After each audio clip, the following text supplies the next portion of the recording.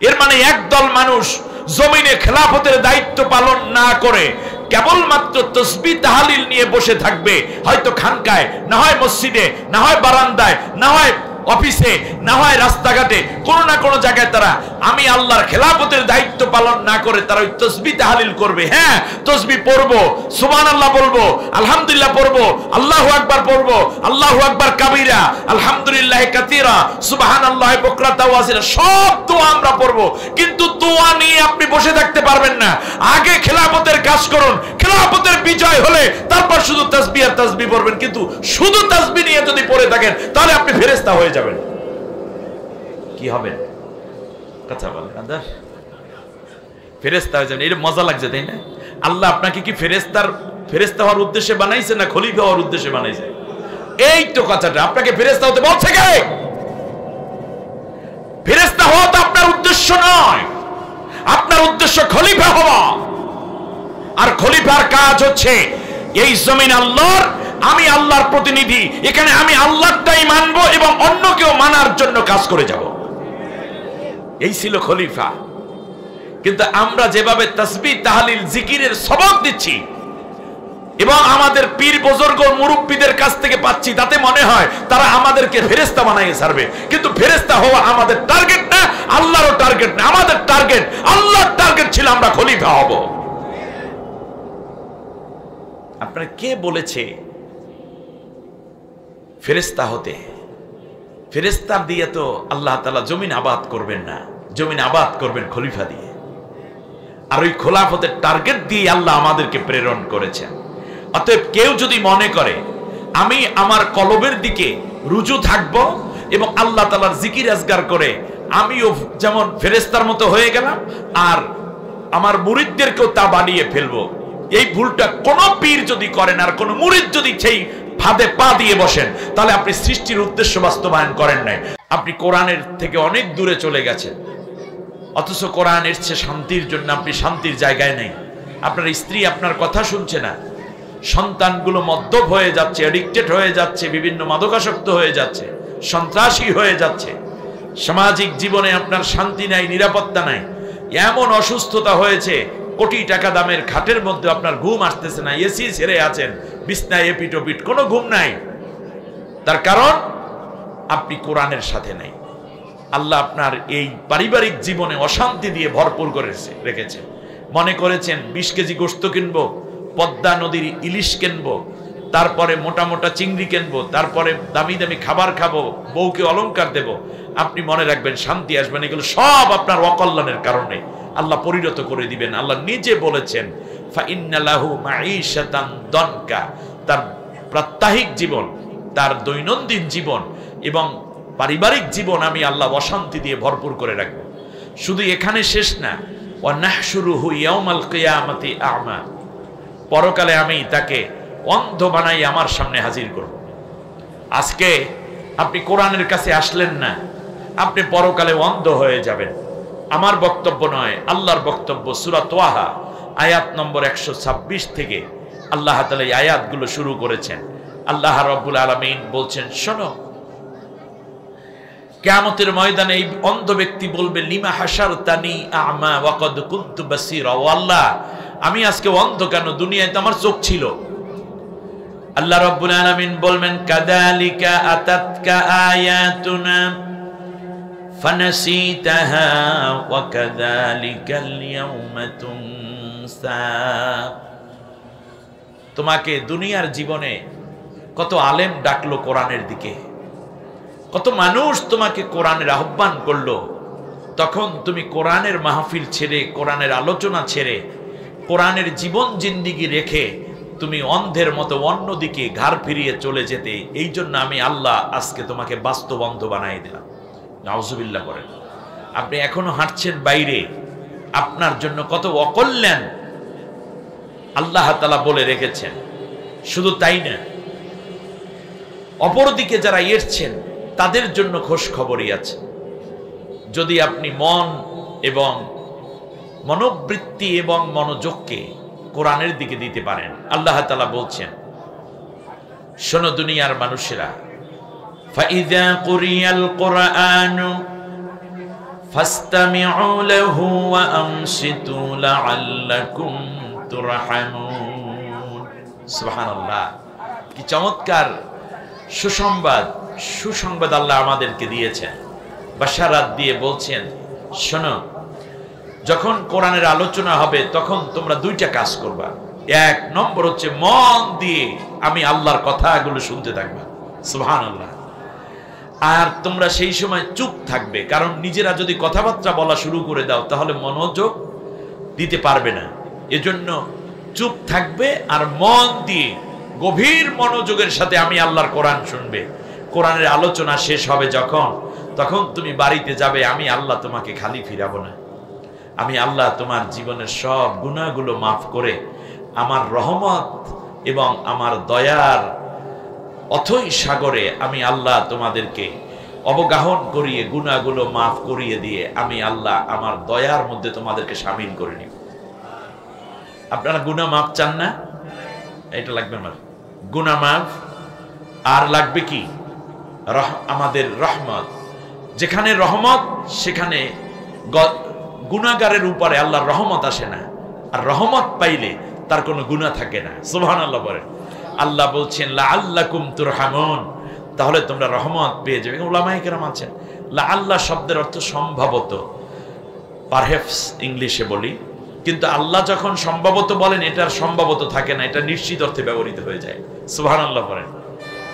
অপরদিকে আল্লাহর নবী বলেছেন, তুমি যখন কোরআন শুনতে যাবে, উদ্দেশ্য যদি হয় ইয়াতাআল্লামাল কোরআনা আও ইউআল্লিমা, হয়তো কোরআনের আলোচনা করবে, না হয় কোরআনের আলোচনা শুনবে।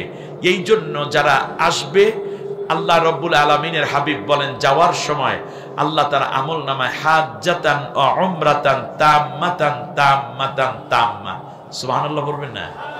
যে তিনবার আল্লাহ তাআলা, আল্লাহ নবী বলেছেন তার আমল নামায় আল্লাহ তাআলা একটা পূর্ণ হজ এবং একটা পূর্ণ উমরার সওয়াব প্রত্যেক শ্রোতা এবং বক্তার আমল নামায় আল্লাহ দান করে দিবেন। অতএব আসুন না আমরা মন ভরে আল্লাহ তাআলার কোরআন শুনি এবং কোরআন থেকে নিজেদেরকে আলোকিত করার তৌফিক এবং চেষ্টা অব্যাহত রাখি।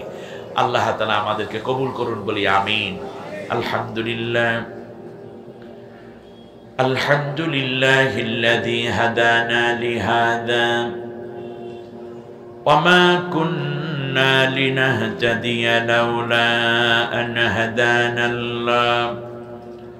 والصلاة والسلام على رسول الله من لا نبي بعده وعلى آله وأصحابه أجمعين. فقد قال الله تبارك وتعالى في شان حبيبه آمرا ومخبرا: أعوذ بالله من الشيطان الرجيم. بسم الله الرحمن الرحيم.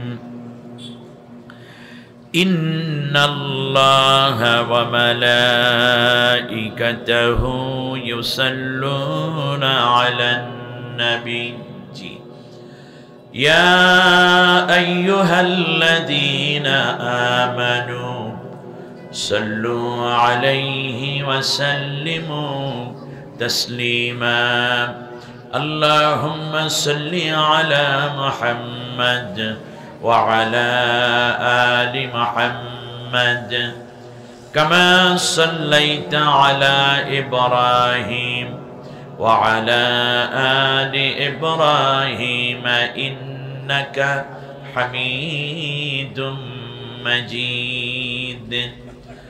সবাই মহব্বতে পড়েন আল্লাহুম্মা বারিক আলা মুহাম্মাদ ওয়া আলা আলি মুহাম্মাদ কামা বারাকতা আলা ইব্রাহিম ওয়া আলা আলি ইব্রাহিম ইন্নাকা হামিদুম মাজিদ।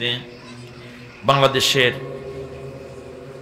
প্রাণকেন্দ্র রাজধানী ঢাকার সবচেয়ে জনবহুল এলাকা মাতুয়াইল। মাতুয়াইলের পশ্চিম পাড়া সিরাতুন নবী সাল্লাল্লাহু আলাইহি ওয়াসাল্লাম কমিটি কর্তৃক আয়োজিত মাতুয়াইল পশ্চিম পাড়া মৃধাবাড়ি বাস স্ট্যান্ড সংলগ্ন এই বিশ্ব সড়কের কোল ঘেঁষে আয়োজিত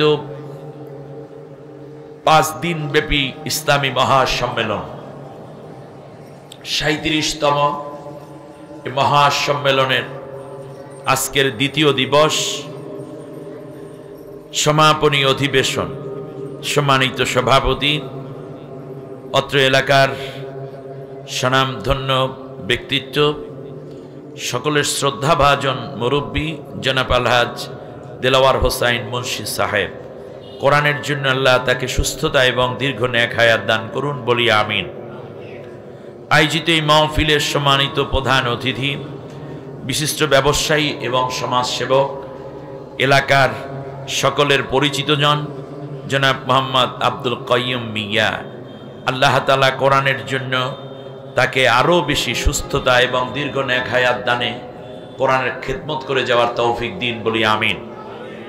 আয়োজিত এই মাহফিলে সমবেত উলামায়ে কেরাম, বিশেষ করে কাটাবন জামে মসজিদের সম্মানিত ইমাম রয়েছেন জনাব ডক্টর মোহাম্মদ কাউসার হোসাইন সাহেব, মঞ্চে উপবিষ্ট এবং ময়দানে বসা শ্রোতা মণ্ডলী আমার আগে খুব চমৎকার কথা বলেছেন।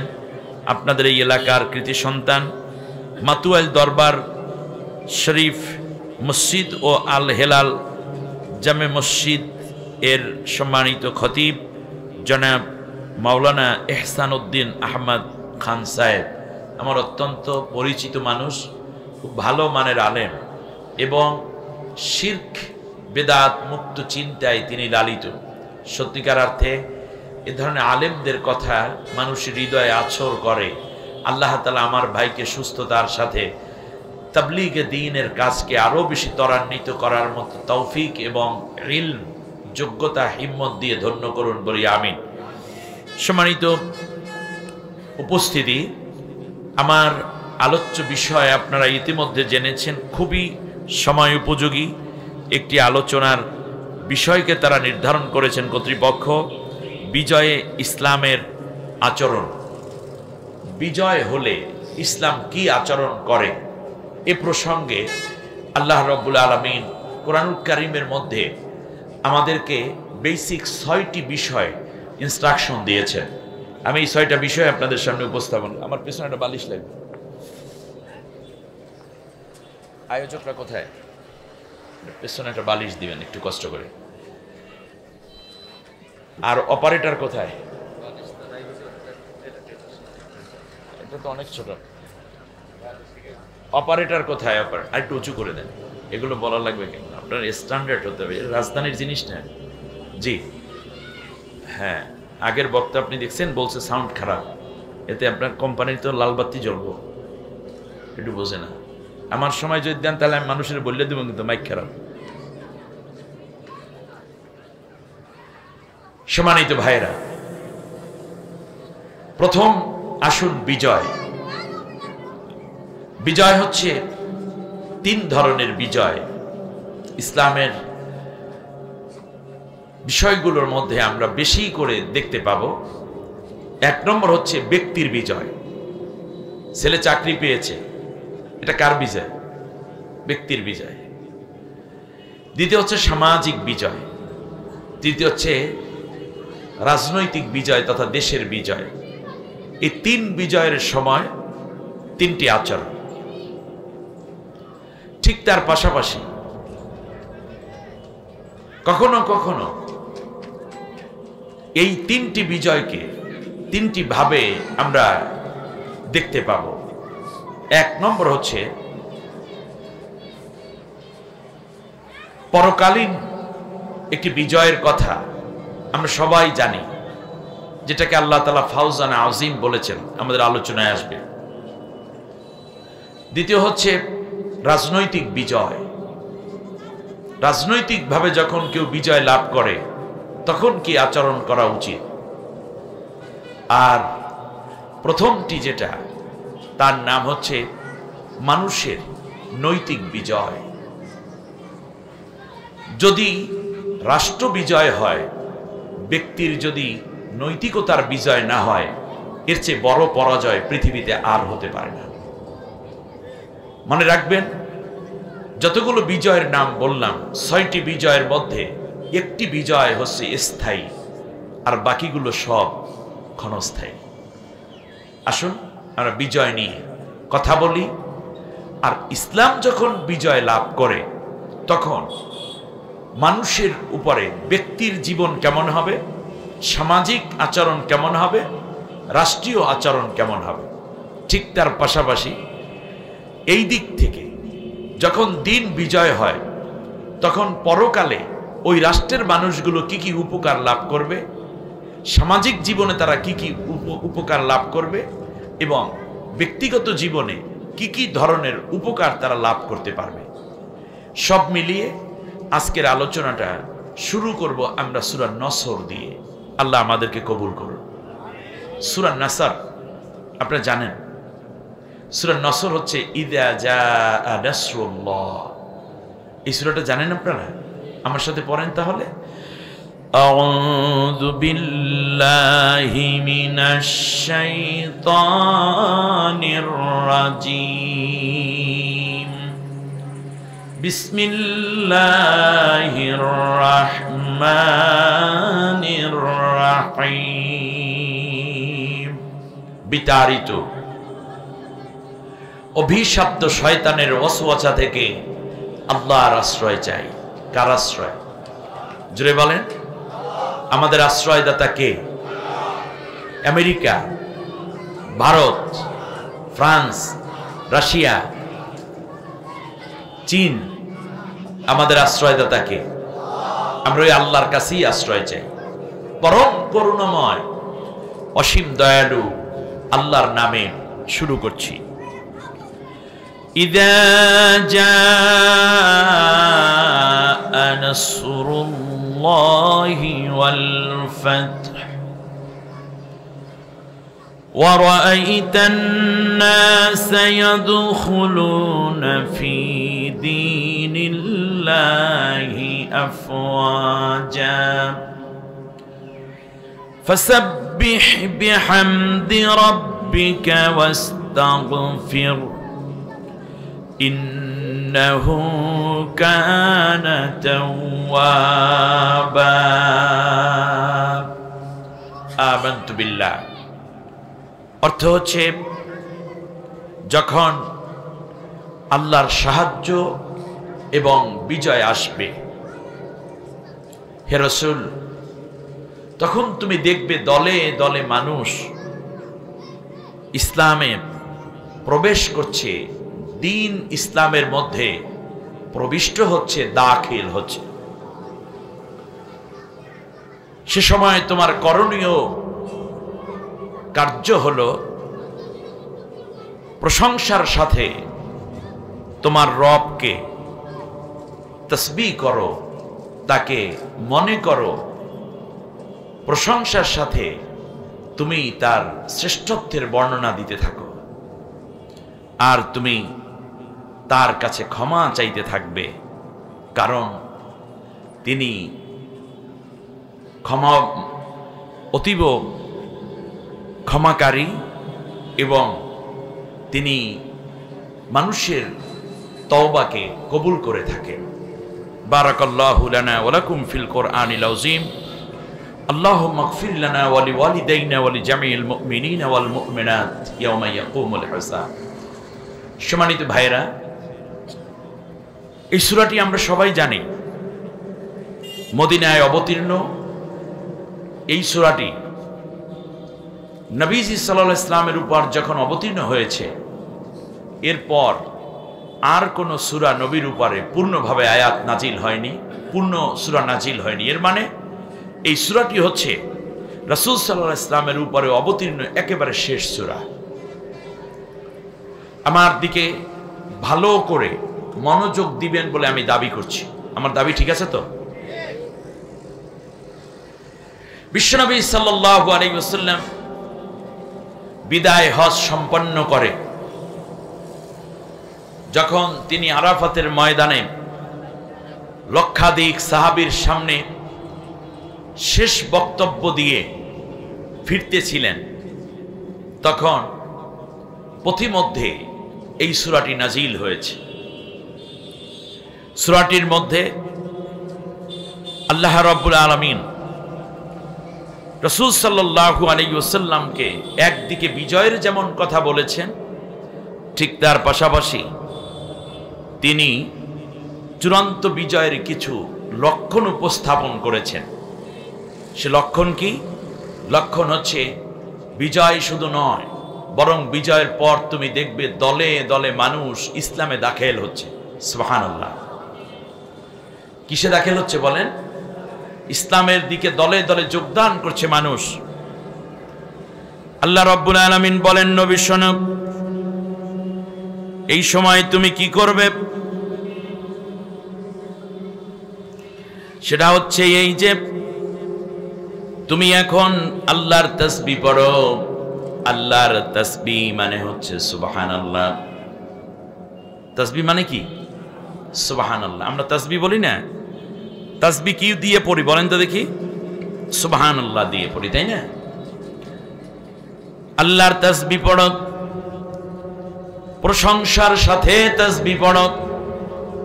শুধু এটাই নয়, বরং তোমার রবের কাছে তুমি ক্ষমা প্রার্থনা করো। কে বলতেছেন? আল্লাহ তাআলা রাসূলকে ক্ষমা চাইতে বলতে পারেন কি পারেন না? তবে অধিকাংশ তাফসীর লিখেছে এই ক্ষমা মানে নবীকে ক্ষমা চাইতে বলা নয়, বরং উম্মতের পক্ষ থেকে তিনি আল্লাহর কাছে ক্ষমার দরখাস্ত করে রাখবেন। দুইটা ব্যাখ্যাই এসছে।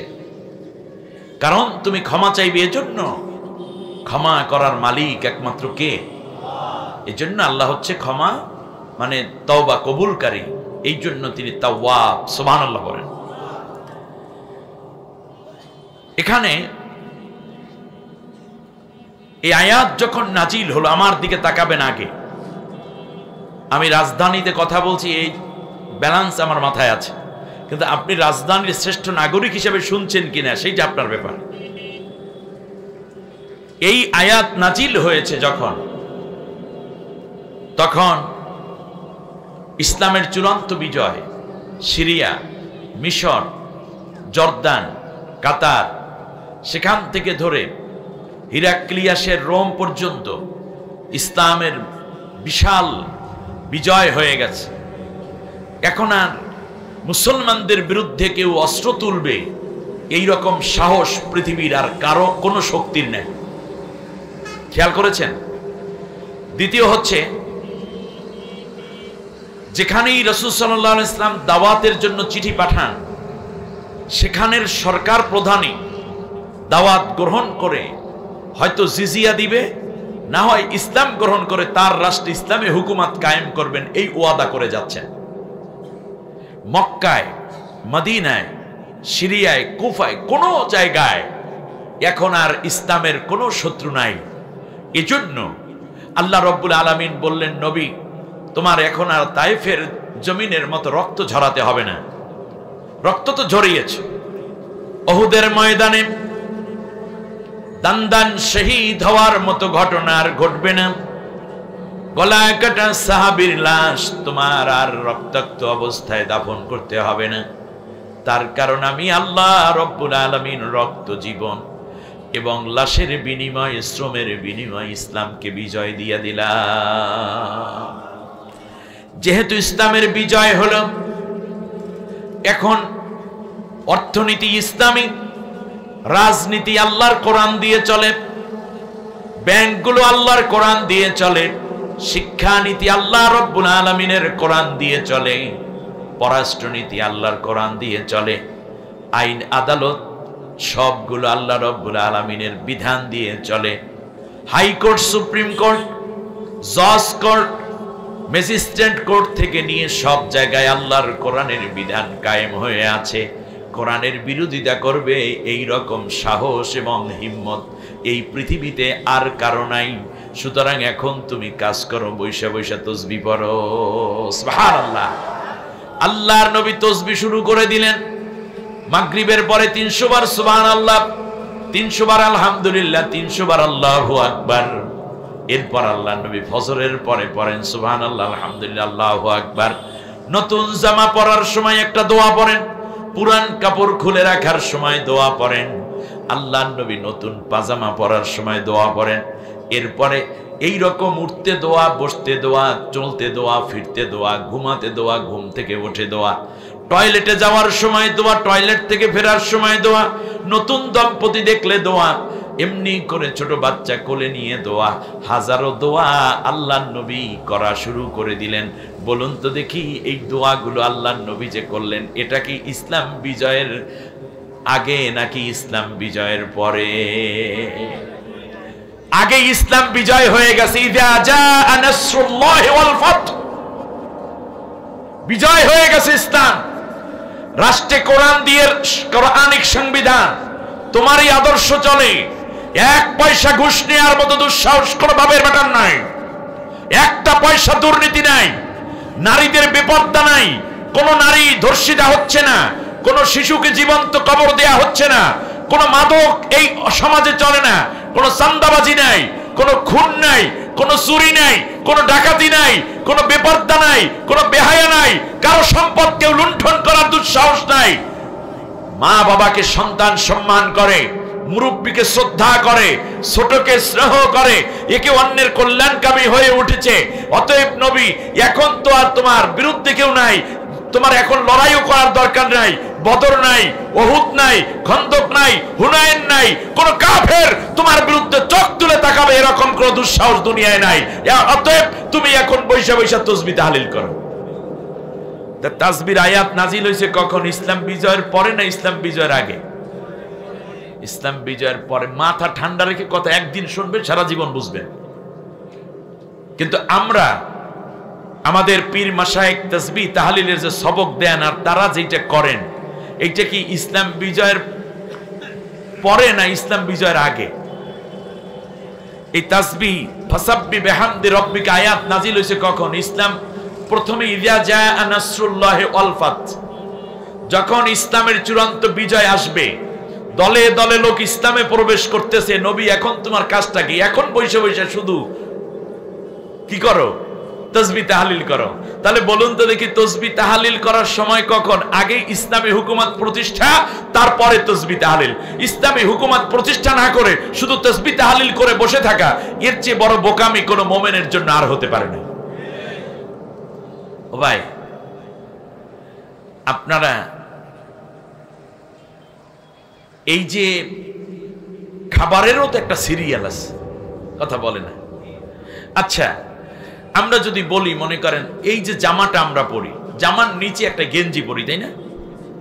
আচ্ছা বলেন তো দেখি, কোনটার উপরে কোনটা পরি? গেঞ্জির উপরে জামা পরি। তাহলে আগে কোনটা, তারপরে কোনটা? জামা।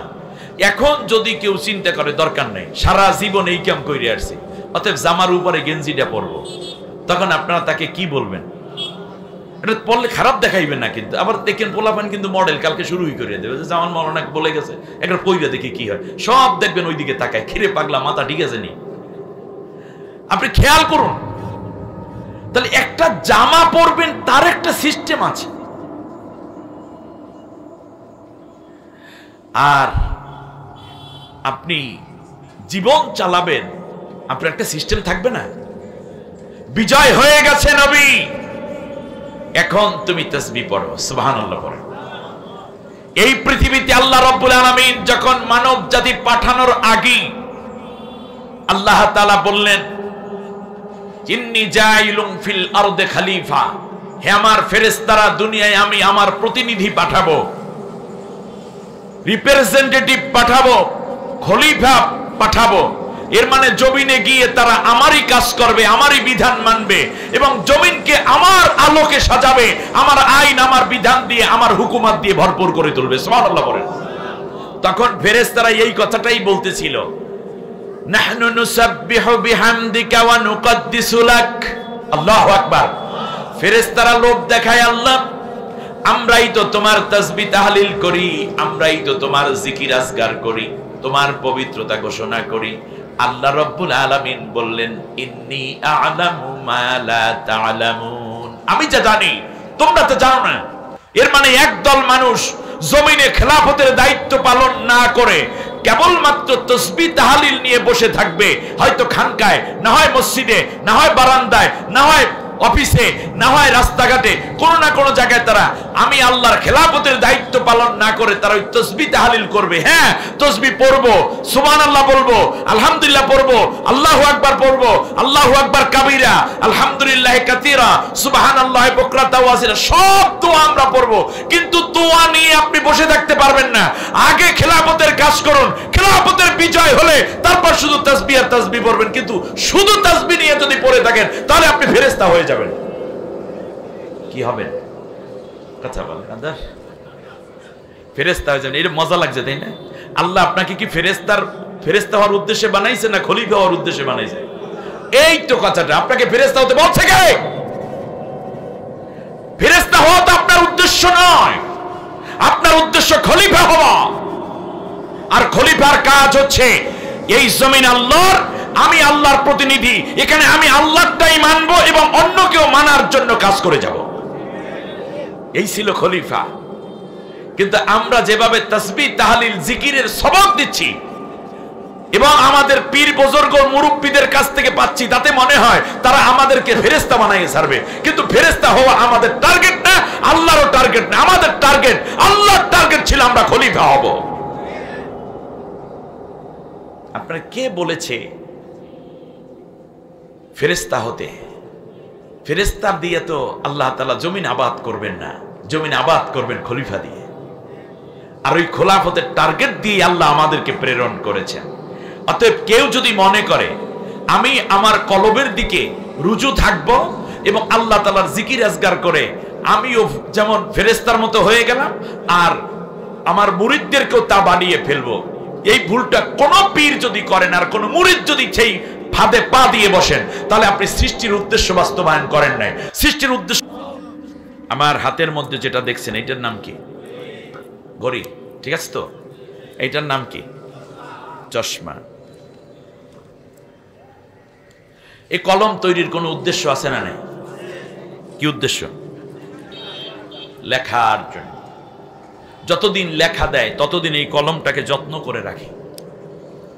একদিন কলমের কালি ফুরিয়ে যাবে আর লেখা দেবে না, তখন এটা কি করি? ফেলে দিই। চশমায় যখন আর দেখা যায় না তখন কি করি? ঘড়ি যখন আর টাইম টিম কিচ্ছু দেন, এটা দিয়ে আর কাজ চলে না, তখন এটা কি? হাতের ঘড়িটা ডাস্টবিনে। আমাকে আপনাকে আল্লাহ তৈরি করেছেন, টার্গেট ছিল জমিন আমার, এই জমিনে তুমি আমারই রাজত্ব কায়েম করবে। সেই রাজত্ব কায়েমের জন্য তুমি প্রয়োজনে শহীদ হবে, তার কারণ তুমি আমার খলিফা, আমারটাই বাস্তবায়ন করবে। কিন্তু মাঝখান থেকে আমরা কি করলাম? ফেরেশতারা মনে করছে খলিফা মানে জিকির আজগার করা, আর আল্লাহ রাব্বুল আলামিন বলেন খলিফা মানে প্রতিনিধিত্ব করা। আমরা ফেরেশতাদের পরামর্শ নিলাম, যেখানে আল্লাহ বলছেন আমি যা জানি তোরা তা জানো না। এই তোরা তা জানো না এর মানেই হচ্ছে একদল মানুষ খেলাফতের চিন্তা বাদ দিয়ে তারা কেবলমাত্র জিকির আজগার নিয়ে বসে থাকবে, অথবা কেউ এর বিরোধিতা করবে, ইয়াসফিকুদ্দিমা, তারা রক্তপাত করবে। সুতরাং যারা খেলাফতের দায়িত্ব পালন বাদ দিয়ে কেবলমাত্র বসে বসে আমার তাসবিহ তাহলিল করবে, তারা তো ইসলাম বিজয়ের পরের কাজ করলো। আপনার তো ইসলাম বিজয় হয় নাই। বাংলাদেশে কি ইসলাম বিজয় হয়েছে? ইযা জাআ নাসরুল্লাহি ওয়াল ফাত, বিজয়ও আসে নাই, সাহায্যেরও এখনো একটু একটু প্রমাণ মাত্র পাই। এখনো কোরআনের বিজয় হলো না। আপনি তাড়াতাড়ি করে ঢুকে গেলেন তাসবিহ তাহলিল, এখনো অলস হয়ে পড়ে রইলেন। এর মানেই হচ্ছে আপনি আল্লাহ তাআলার ইন্নী আ'লামু মা লা তা'লামুন, একদল মানুষ আসবে যারা এই ফাঁক ফোকর দিয়ে জান্নাত তালাশ করবে, মূল উদ্দেশ্য বাস্তবায়ন করবে না। আর মূল উদ্দেশ্য বাস্তবায়ন না করলে ডাস্টবিনে। ডাস্টবিন বলতে কি বোঝায় বলেন তো দেখি?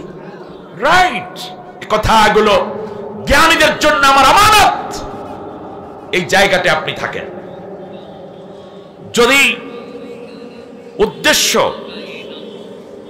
উদ্দেশ্য হতো জিকির আজকার তাসবিহ তাহলিল, আমরা তাসবিহ তাহলিল করব, কিন্তু মোরাল ডিউটি যেটা সেটা বাদ দিয়ে যদি তাসবিহর দিকে বসে থাকেন তাহলে আপনি ভুল করেছেন। আমি অনেক সময় উদাহরণ দেই এইভাবে। দুই ছেলেকে বাবা বাজারে পাঠাইছে, এবার বিজয়ের কথা আসতেছে, কিন্তু আগে বিজয়টা বুঝি, কিসের বিজয়, তারপরে করণীয় কি।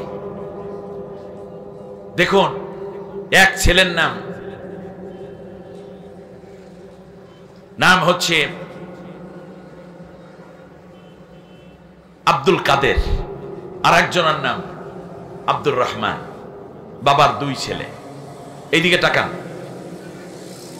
দুই ছেলেকে বাবা 2000 টাকা দিয়েছে, 1000 করে। আব্দুল কাদেরকে বলেছে, তুমি বাজারে গিয়ে আমার জন্য একটা কসকসা কদু আর একটা ইলিশ মাছ নিয়ে আসবা, একত্রে রান্না করে খাবো। সকাল 9টার দিকে তুমি চলে আসবে, ফজরের পর পাঠিয়ে দিলাম। বাজারে চলে গেল আব্দুল কাদের মিয়া। আর একজনের নাম আব্দুর রহমান, তাকে বলল তুমি বাজারে গিয়ে আমার জন্য একটা লুঙ্গি আর একটা গামছা নিয়ে আসবে। আব্দুল কাদের মিয়া একটু শক্তিশালী বেশি, মেজাজ টেজাজ গরম থাকে সব সময়। বাজারের মধ্যে ঢোকার পর দেখলো কদুও ঠিক একটা উঠছে, গ্রাম থেকে নিয়ে আসছে, ইলিশ মাছও তাজা আছে। দুইটা কেনার পর বলল দাম কত? স্যার ইলিশ মাছ 600 টাকা, কদু কত? 100 টাকা, 700 টাকা। বাস, টাকা না দিয়ে সে রওনা করছে। এইটি আমার এলাকার, আমার দাদাই বাজার মিলাইছে, মাতুইলের মতো জায়গায় বেটা ইলিশ মাছ বেচো, কোনো চান্দাবাজি করিনি, আজকে কোনো দাম দেব না। বললো স্যার পদ্মা শুকাইয়া যাইতেছে, ইলিশ মাছ খুবই কম পাইছি, এইটা দিয়েই চাল টাল কিনে আমার বাচ্চার জন্য নিয়ে যাব। চুপ, কথা কম, টাকা পাইবে না। কদুওয়ালাকেও এইভাবেই বলে ধমক দিচ্ছে। এক পর্যায়ে মাছওয়ালা আর কদুওয়ালা মিললে ওরে ধরছে, ধৈর্য মাথার মধ্যে সলা দিয়ে বাড়ি মেরে মাথা ফাটাই ফেলাইছে। ও উঠে মারছে, মাইরা রক্তপাত করেছে, হাত পা ভাঙ্গে গেছে। মানুষজন ধৈর্য টৈরা শেষ পর্যন্ত মাতুয়াল মেডিকেলে নিয়ে গেছে। বাসায় যেতে যেতে আব্দুল কাদেরের রাত বেজে গেছে 12টা। ব্যান্ডেজ করা চোখের মধ্যে, হাতের মধ্যে, পায়ের মধ্যে, পেটের মধ্যে সেলাই করা, মারামারি খুব ভালোই করছে। বাবার কাছে যখন গেল রাত 12টা, কে? আব্বা, আমি আব্দুল কাদের আসছি। বলে ব্যাপার কি? বলল আব্বা তোমার এইগুলো কেন? প্রথম কোশ্চেনই হবে তোমার আসতে দেরি হয়েছে কেন, দ্বিতীয় কোশ্চেন তোমার এই অবস্থা কেন, তৃতীয় কোশ্চেন আমার মাছ আমার কদু কোথায়। ঠিক না বলেন? তখন সে মারামারির কথা বলবে। এখন আপনাদের কাছে আমার জিজ্ঞাসা, বাবা কি বাজারে তাকে পাঠাইছে ইউসফিকুদ্দিমা ওয়ায়ুফসিদুনা ফিল আরদি ওয়ায়াসফিকুদ্দিমা, দুনিয়ার বুকে মারামারি করা আর রক্তপাত করার জন্য কি বাবা পাঠাইছিল ছেলেটাকে? কদুর দাম এবং মাছের দাম দিয়েই তো তাকে সমৃদ্ধ করে পাঠিয়েছে। কিন্তু সেই মারামারি করার কারণে যেই উদ্দেশ্যে বাবা তাকে পাঠাইছে সেই উদ্দেশ্য সে বাস্তবায়ন করতে পারে নাই। অতএব বাবা বলল তুমি এখানে বসো, তোমার বিচার হবে। দ্বিতীয় আব্দুর রহমান, উনি আবার বুজুর্গ টাইপের। উনি বাজারে যাওয়ার পর শুনল মাতুয়াল কেন্দ্রীয় জামে মসজিদে জুহুরের আজান হয়ে গেছে। যেতে যেতে নামাজে ঢোকার পর নামাজ শেষে এক লোক বলল সবাই বসবেন, আমার ছেলেটার বিয়ে, মেহেরবানি করে আক্ত অনুষ্ঠানে সবাই একটু বসবেন। বসলো, বিয়ে শাদীর খাবার টাবার খাইলো। শীতের দিন তো, আসরের নামাজ কাছাকাছি, এমন সময় আসরের আজান হয়ে গেছে। সে বলল আসর নামাজ না পড়া বের হওয়া তো জায়েজ হবে না। ব্যাস, আসরের নামাজ পড়ার পর শুনতেছে কে যেন বলতেছে বাকি নামাজ বাদ মহল্লায় গাছতে হবে আর মসজিদে ঈমান আমলের বয়ান হবে, সবাই বসবেন, বহুত ফায়দা হবে। কাজটা খারাপ না ভালো? অবশ্যই ভালো। বসছে, তালিম শুনছে। মাগরিবের আজান হয়ে গেছে। মাগরিবের নামাজ শেষ করে শুনতেছে একজন এলান করছে বাকি নামাজ বাদ, ঈমান ও আমলের জরুরি বয়ান, সবাই বসেন, বহুত ফায়দা। উনি বসছে, এমন সুন্দর আলোচনা, তার মন্তরটা গলে গেছে। ঈশা নামাজ পর আর একজন এলান করে বলছে মাসিক হালকায় জিকির এবং তালিমি জলসা, সবাই বসেন, বহুত ফায়দা হবে। উনি মোটামুটি তালিমি জলসায় সূরা কেরাত ভালো করে শিখলো। রাত প্রায় 11টার কাছাকাছি, তখন মুয়াজ্জিন সাহেব এসে বলছে যে ইমাম সাহেব আপনাকে লক্ষ্য করেছেন, আপনি খুব পরেজগার মানুষ, সেই জুহুরে ঢুকছেন, এখন পর্যন্ত বের হন নাই। উনি রাত্রে আপনার সাথে মিলে 2টা ভাত খাবে বলে উপরে ডাকছে। আলেমদের সাথে খাইলে তো নবীর সাথেই খানা হয়। ঠিক আছে যাই। উপরে গিয়ে দেখে 3 বাড়ির থেকে খানা আনছে 15 বাটি। এক বাড়ির মাছ, আর এক বাড়ির রোস্ট, আর এক বাড়ির কি জানো রেজালা, আর এক বাড়ির কোপ্তা, আর এক বাড়ির কালি, আর এক বাড়ির স্বামী কাবাব, আর এক বাড়ির রেজালা, হ্যাঁ, আর এক বাড়ির ইলিশ মাছ, আর এক বাড়ির, এইসব মিলাই আলেমদেরকে তো এই খাউনগুলোই দেয়। আলহামদুলিল্লাহ খেয়ে দিয়ে সুন্দর করে বলে যে হুজুর 1 খিল পান দিলে খারাপ হয় না। উনিও 1 খিল খাইছে, ওনারেও দিয়েছে। উনি পান চাবাইছে বাইরেছে। আইসা দেখে রাত হয়ে গেছে, 12টার উপরে, দোকানপাট সব বন্ধ। এখন ছাগল এসে লঙ্গিও কিনতে পারে নাই, গামছাও কিনতে পারে নাই। গিয়া 12টার সময় নক করছে দরজায়। কে? বাবা জিজ্ঞেস করছে। বললে আব্বা আমি তো আব্দুর রহমান। দরজা খুলে দিয়েছে। বাবার প্রথম প্রশ্ন, এত দেরি করেছে কেন? আসার কথা ছিল তোমার জুহুরের পরপর, কিন্তু তোমার হয়ে গেছে রাত 12টা। বাবা তোমার আমার গামছা কোথায়, আমার লুঙ্গি কোথায়? ঠিক না বলেন? আগে বুঝুন, তারপরে ভাবুন, তারপর নিজের আমল তৈরি করুন। তখন সে বলতেছে আব্বা আজকে বহুত ফায়দার কাজ করেছি, তসবিহ পড়েছি, তালিম করেছি, বিয়ার অনুষ্ঠানে ছিলাম। আপনি তো জানেন বিয়ে দেওয়া টেওয়ার কাজে কত সওয়াবের। আমি জানি তো বাবা। এরপর কি করছো? ইমাম সাহেবের সাথে বাবা ভাত খাইছি, রাত্রে খাওয়ান দরকার নেই, মায়েরে আর জ্বালাবো না, মায়েরে কষ্ট দেব না। আপনি বলেন বাবা কি তাকে জিকির করার জন্য পাঠাইছিল? বাবার টার্গেট কি সেইটা কোন আগে? লঙ্গি আর গামছা কোন টার্গেট নিয়ে বাবা তাকে বাজারে পাঠাইছে? বাজারে যাওয়ার উদ্দেশ্য যেটা, সেটা ছিল লঙ্গি আর গামছা। লঙ্গি গামছা কেনার পরে যদি সে বইসে 1000টা বিয়ে করাইতো, কোনো দোষ ছিল না। লঙ্গি গামছা কেনার পরে যদি সে বইসে কোটিবার যদি জিকির করত, বাবার কোনো প্রশ্ন ছিল না। লঙ্গি গামছা দেওয়ার পরে সে যদি 1000 কিতাবের তালিমে বসতো, তাহলে বাবার কোনো জিজ্ঞাসা ছিল না, কারণ তার মূল ডিউটি শেষ। এখন সে তো করতেই পারে। মূল ডিউটি ছিল আল্লাহর পক্ষ থেকে এই জমিনে আল্লাহর খেলাফত প্রতিষ্ঠা করা।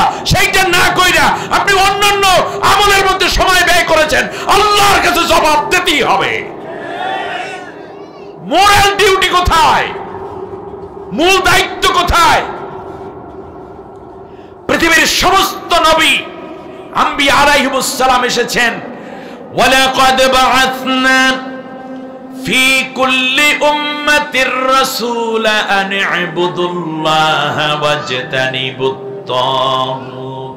সব নবীদেরকে আমি আল্লাহ পাঠিয়েছিলাম যাতে করে মানব রচিত সমাজতন্ত্র, পুঁজিবাদ, রাজতন্ত্র কিংবা এই রকম হাজার রকমের মতবাদ যেইগুলো আছে পৃথিবীর বুকে, সেকুলারিজম তথা ধর্মনিরপেক্ষ মতবাদ, এখান থেকে ধরে সংকীর্ণ জাতীয়তাবাদ সহ যত মতবাদ আছে, সব মতবাদ মানুষের বানানো। আমি আল্লাহ রব্বুল আলামিন নবী পাঠাইলাম এই জন্য সব মতবাদের উপরে তারা যেন আমি আল্লাহর কোরআনের বিধানকে বিজয় করে দিতে পারে। লিইয়ুযহিরাহু আলা দ্দীনি কুল্লিহি ওয়া কাফা বিল্লাহি শাহীদা। কার কথা? আল্লাহ রাব্বুল আলামিন সূরা আল ফাতহার মধ্যে বলেন, আমি আল্লাহ রাসূল প্রেরণ করেছি, হুয়াল্লাযী আরসালা রাসূলাহু বিল হুদা ওয়া দীনিল হক লিইয়ুযহিরাহু আলা দ্দীনি কুল্লি। আমি রাসূল দুনিয়ায় পাঠাইলাম এই জন্য যাতে করে সমস্ত মতবাদের উপরে আমি আল্লাহর কোরআনের আইনকে বিজয় করতে পারে। এই জন্য আমি রাসূল পাঠাইছি। আল্লাহর নবী এই জন্য মক্কায় মার খাইলেন, মদিনায় হিজরত করলেন, মক্কায় সে আবু তালিবের মধ্যে জেল খাটলেন। তার কারণ যতদিন আল্লাহর নবী এই দায়িত্ব পালনের কথা বলেন নাই, 40 বছর পর্যন্ত আল্লাহর নবীকে কেউ পাগল বলে নাই, বরং মক্কার মানুষেরা বলেছে আলামিন। জাদুকর বলে নাই, বরং বলেছে সাদিকুল আমিন। তাকে কোন রকম গালিগালাজ করে নাই, বরং বলেছে তুমি সাদিকুল আসদাক। যখনই আল্লাহর নবীর উপরে কোরআন নাজিল হলো, আল্লাহর নবী যখন বললেন ইনিল হুকমু ইল্লা লিল্লাহ, এই জমিন আল্লাহর আইন চলবে কেবলমাত্র আল্লাহর। আলা লাহুল খালকু ওয়াল আমরু, সৃষ্টি যার, আইন চলবে কেবলমাত্র তার। লা ইলাহা ইল্লাল্লাহ, কাউকেও মানি না, কারো আইন মানি না, কারো বিধান মানি না, কারো সংবিধান মানি না, কারো হুকুমত মানি না, কেবলমাত্র মানি আল্লাহরটা। সুবহানাল্লাহ বলেন। তখন রাষ্ট্রশক্তি তাকে আঘাত করল। তদানীন্তন রাষ্ট্রপ্রধান ছিল আবু জেহেল, আবু লাহাব, উতবা, সাইবার আঘাত করলো। ইব্রাহিম আলাইহিস সালাম যখন বললেন লা ইলাহা ইল্লাল্লাহ, কারো আইন মানি না, কেবলমাত্র আল্লাহরটা মানলাম, সাথে সাথে নিজের পিতা পর্যন্ত, সে ছিল নমরুদের ধর্মমন্ত্রী, এই জন্য পিতাও সন্তানের উপরে আঘাত করতে কোনো দ্বিধা করে নাই। মুসা আলাইহিস সালাম ফেরাউনের ঘরে লালিত, যখন তিনি বললেন লা ইলাহা ইল্লাল্লাহু মুসা কালিমুল্লাহ, সাথে সাথে তার উপর পীড়ন শুরু হয়ে গেল। যেই মুসাকে এত যত্ন করে লালন পালন করে, সেই মুসাকে বলল দারুনি আব্দুল মুসা, আমাকে ছেড়ে দাও, আমি নিজেই মুসাকে হত্যা করে ফেলবো।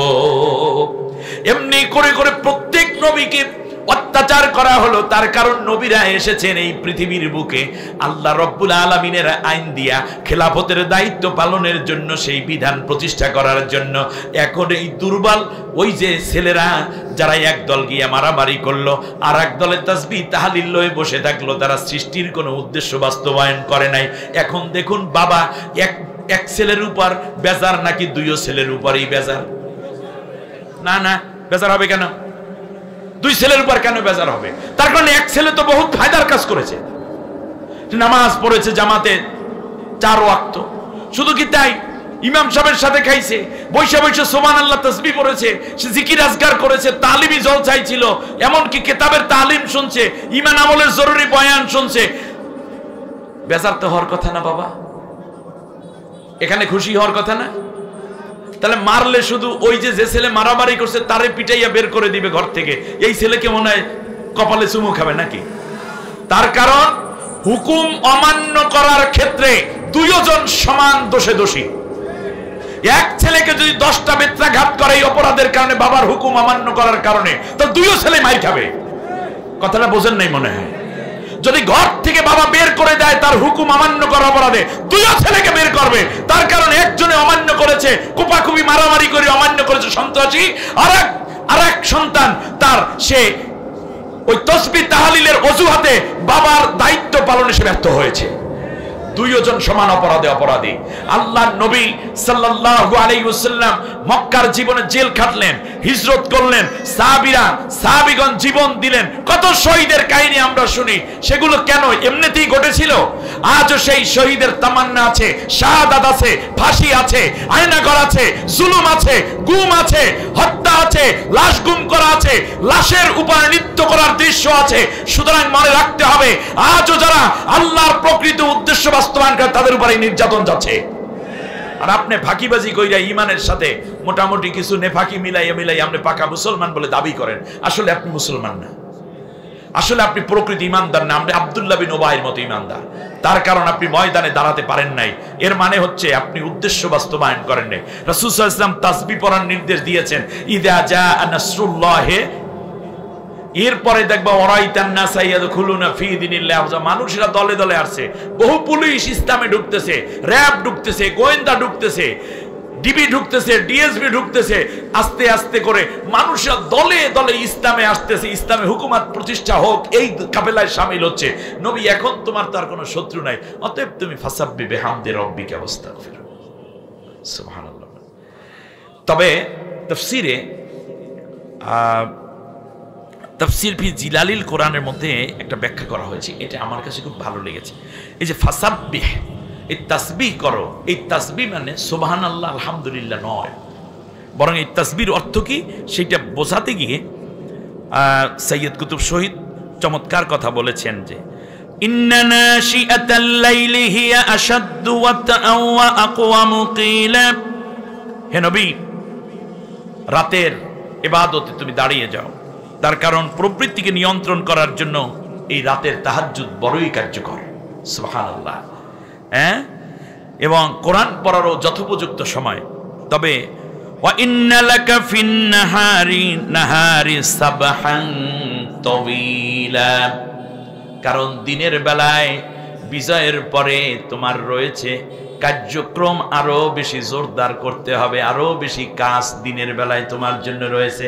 সাবহান থেকে ফাসাব্বিহ শব্দটা যদি তাসবিহ শব্দ না হয়ে যদি সাবহানের থেকে সুবহান বলেন, সেখান থেকে যদি সাবহান তাওয়িলা ফাসাব্বিহ শব্দটা আনা হয়, তাহলে চমৎকার আরেকটা ভিন্ন অর্থ হয়। সেটা হচ্ছে এই যে বিজয়ের আগে যত কাজ করেছো, বিজয়ের পরে আরো বেশি জোরালো কাজ করার জন্য ময়দানে বেরিয়ে পড়ো। সুবহানাল্লাহ। এর মানে হচ্ছে একটুখানি সুযোগ পাইলেন, এতদিন পর্যন্ত কোরআনের একটা তাফসীর মাহফিল করা যেত না, এখন ময়দানে কোরআনের কথা বলা যায়, কারো অনুমতি নিতে হয় না। এমন কি এখন একামতে দ্বীনের কাজ করা যায়, এখন মিছিল করা যায়, মানুষকে দাওয়াতি কাজ করা যায়। অতএব নবী, এখন তুমি আরো বেশি বেশি করে ময়দানে সময় দেওয়া শুরু করে দাও, যাতে করে মানুষরা দ্বীনের মধ্যে বেশি আসার সুযোগ পেয়ে যায়। বিজয় যখন আসে, এখান থেকে আমরা একটা জিনিস বুঝলাম, বিজয় যখন আসে তখন কি করতে হয়? আতশবাজি ফুটাইতে হয়, রং ছিটাইতে হয়, অন্যের বাড়িঘর দখল করতে হয়। কথা বলে না দোষ? চান্দাবাজি নিজের দখলে নিয়ে নিতে হয়? হ্যাঁ না, বরং কি করতে হয়? ফাসাব্বিহ বিহামদি রাব্বিকা ওয়াস্তাগফির, আল্লাহ তাআলার কাছে বেশি বেশি প্রশংসা করতে হয় এবং বেশি বেশি করে আল্লাহর কাছে ক্ষমা চাইতে হয়। সুবহানাল্লাহ। ক্ষমাটা কেন? তার কারণ অনেক পথ মারিয়ে আজ বিজয়ের এই জায়গায় তুমি দাঁড়িয়ে। সুবহানাল্লাহ বলেন। অতএব তোমাকে আজ আমি আল্লাহর কাছে অবনত হতে হবে, কারণ এই বিজয় তুমি করো নাই, আমি আল্লাহ বিজয় দিয়েছি।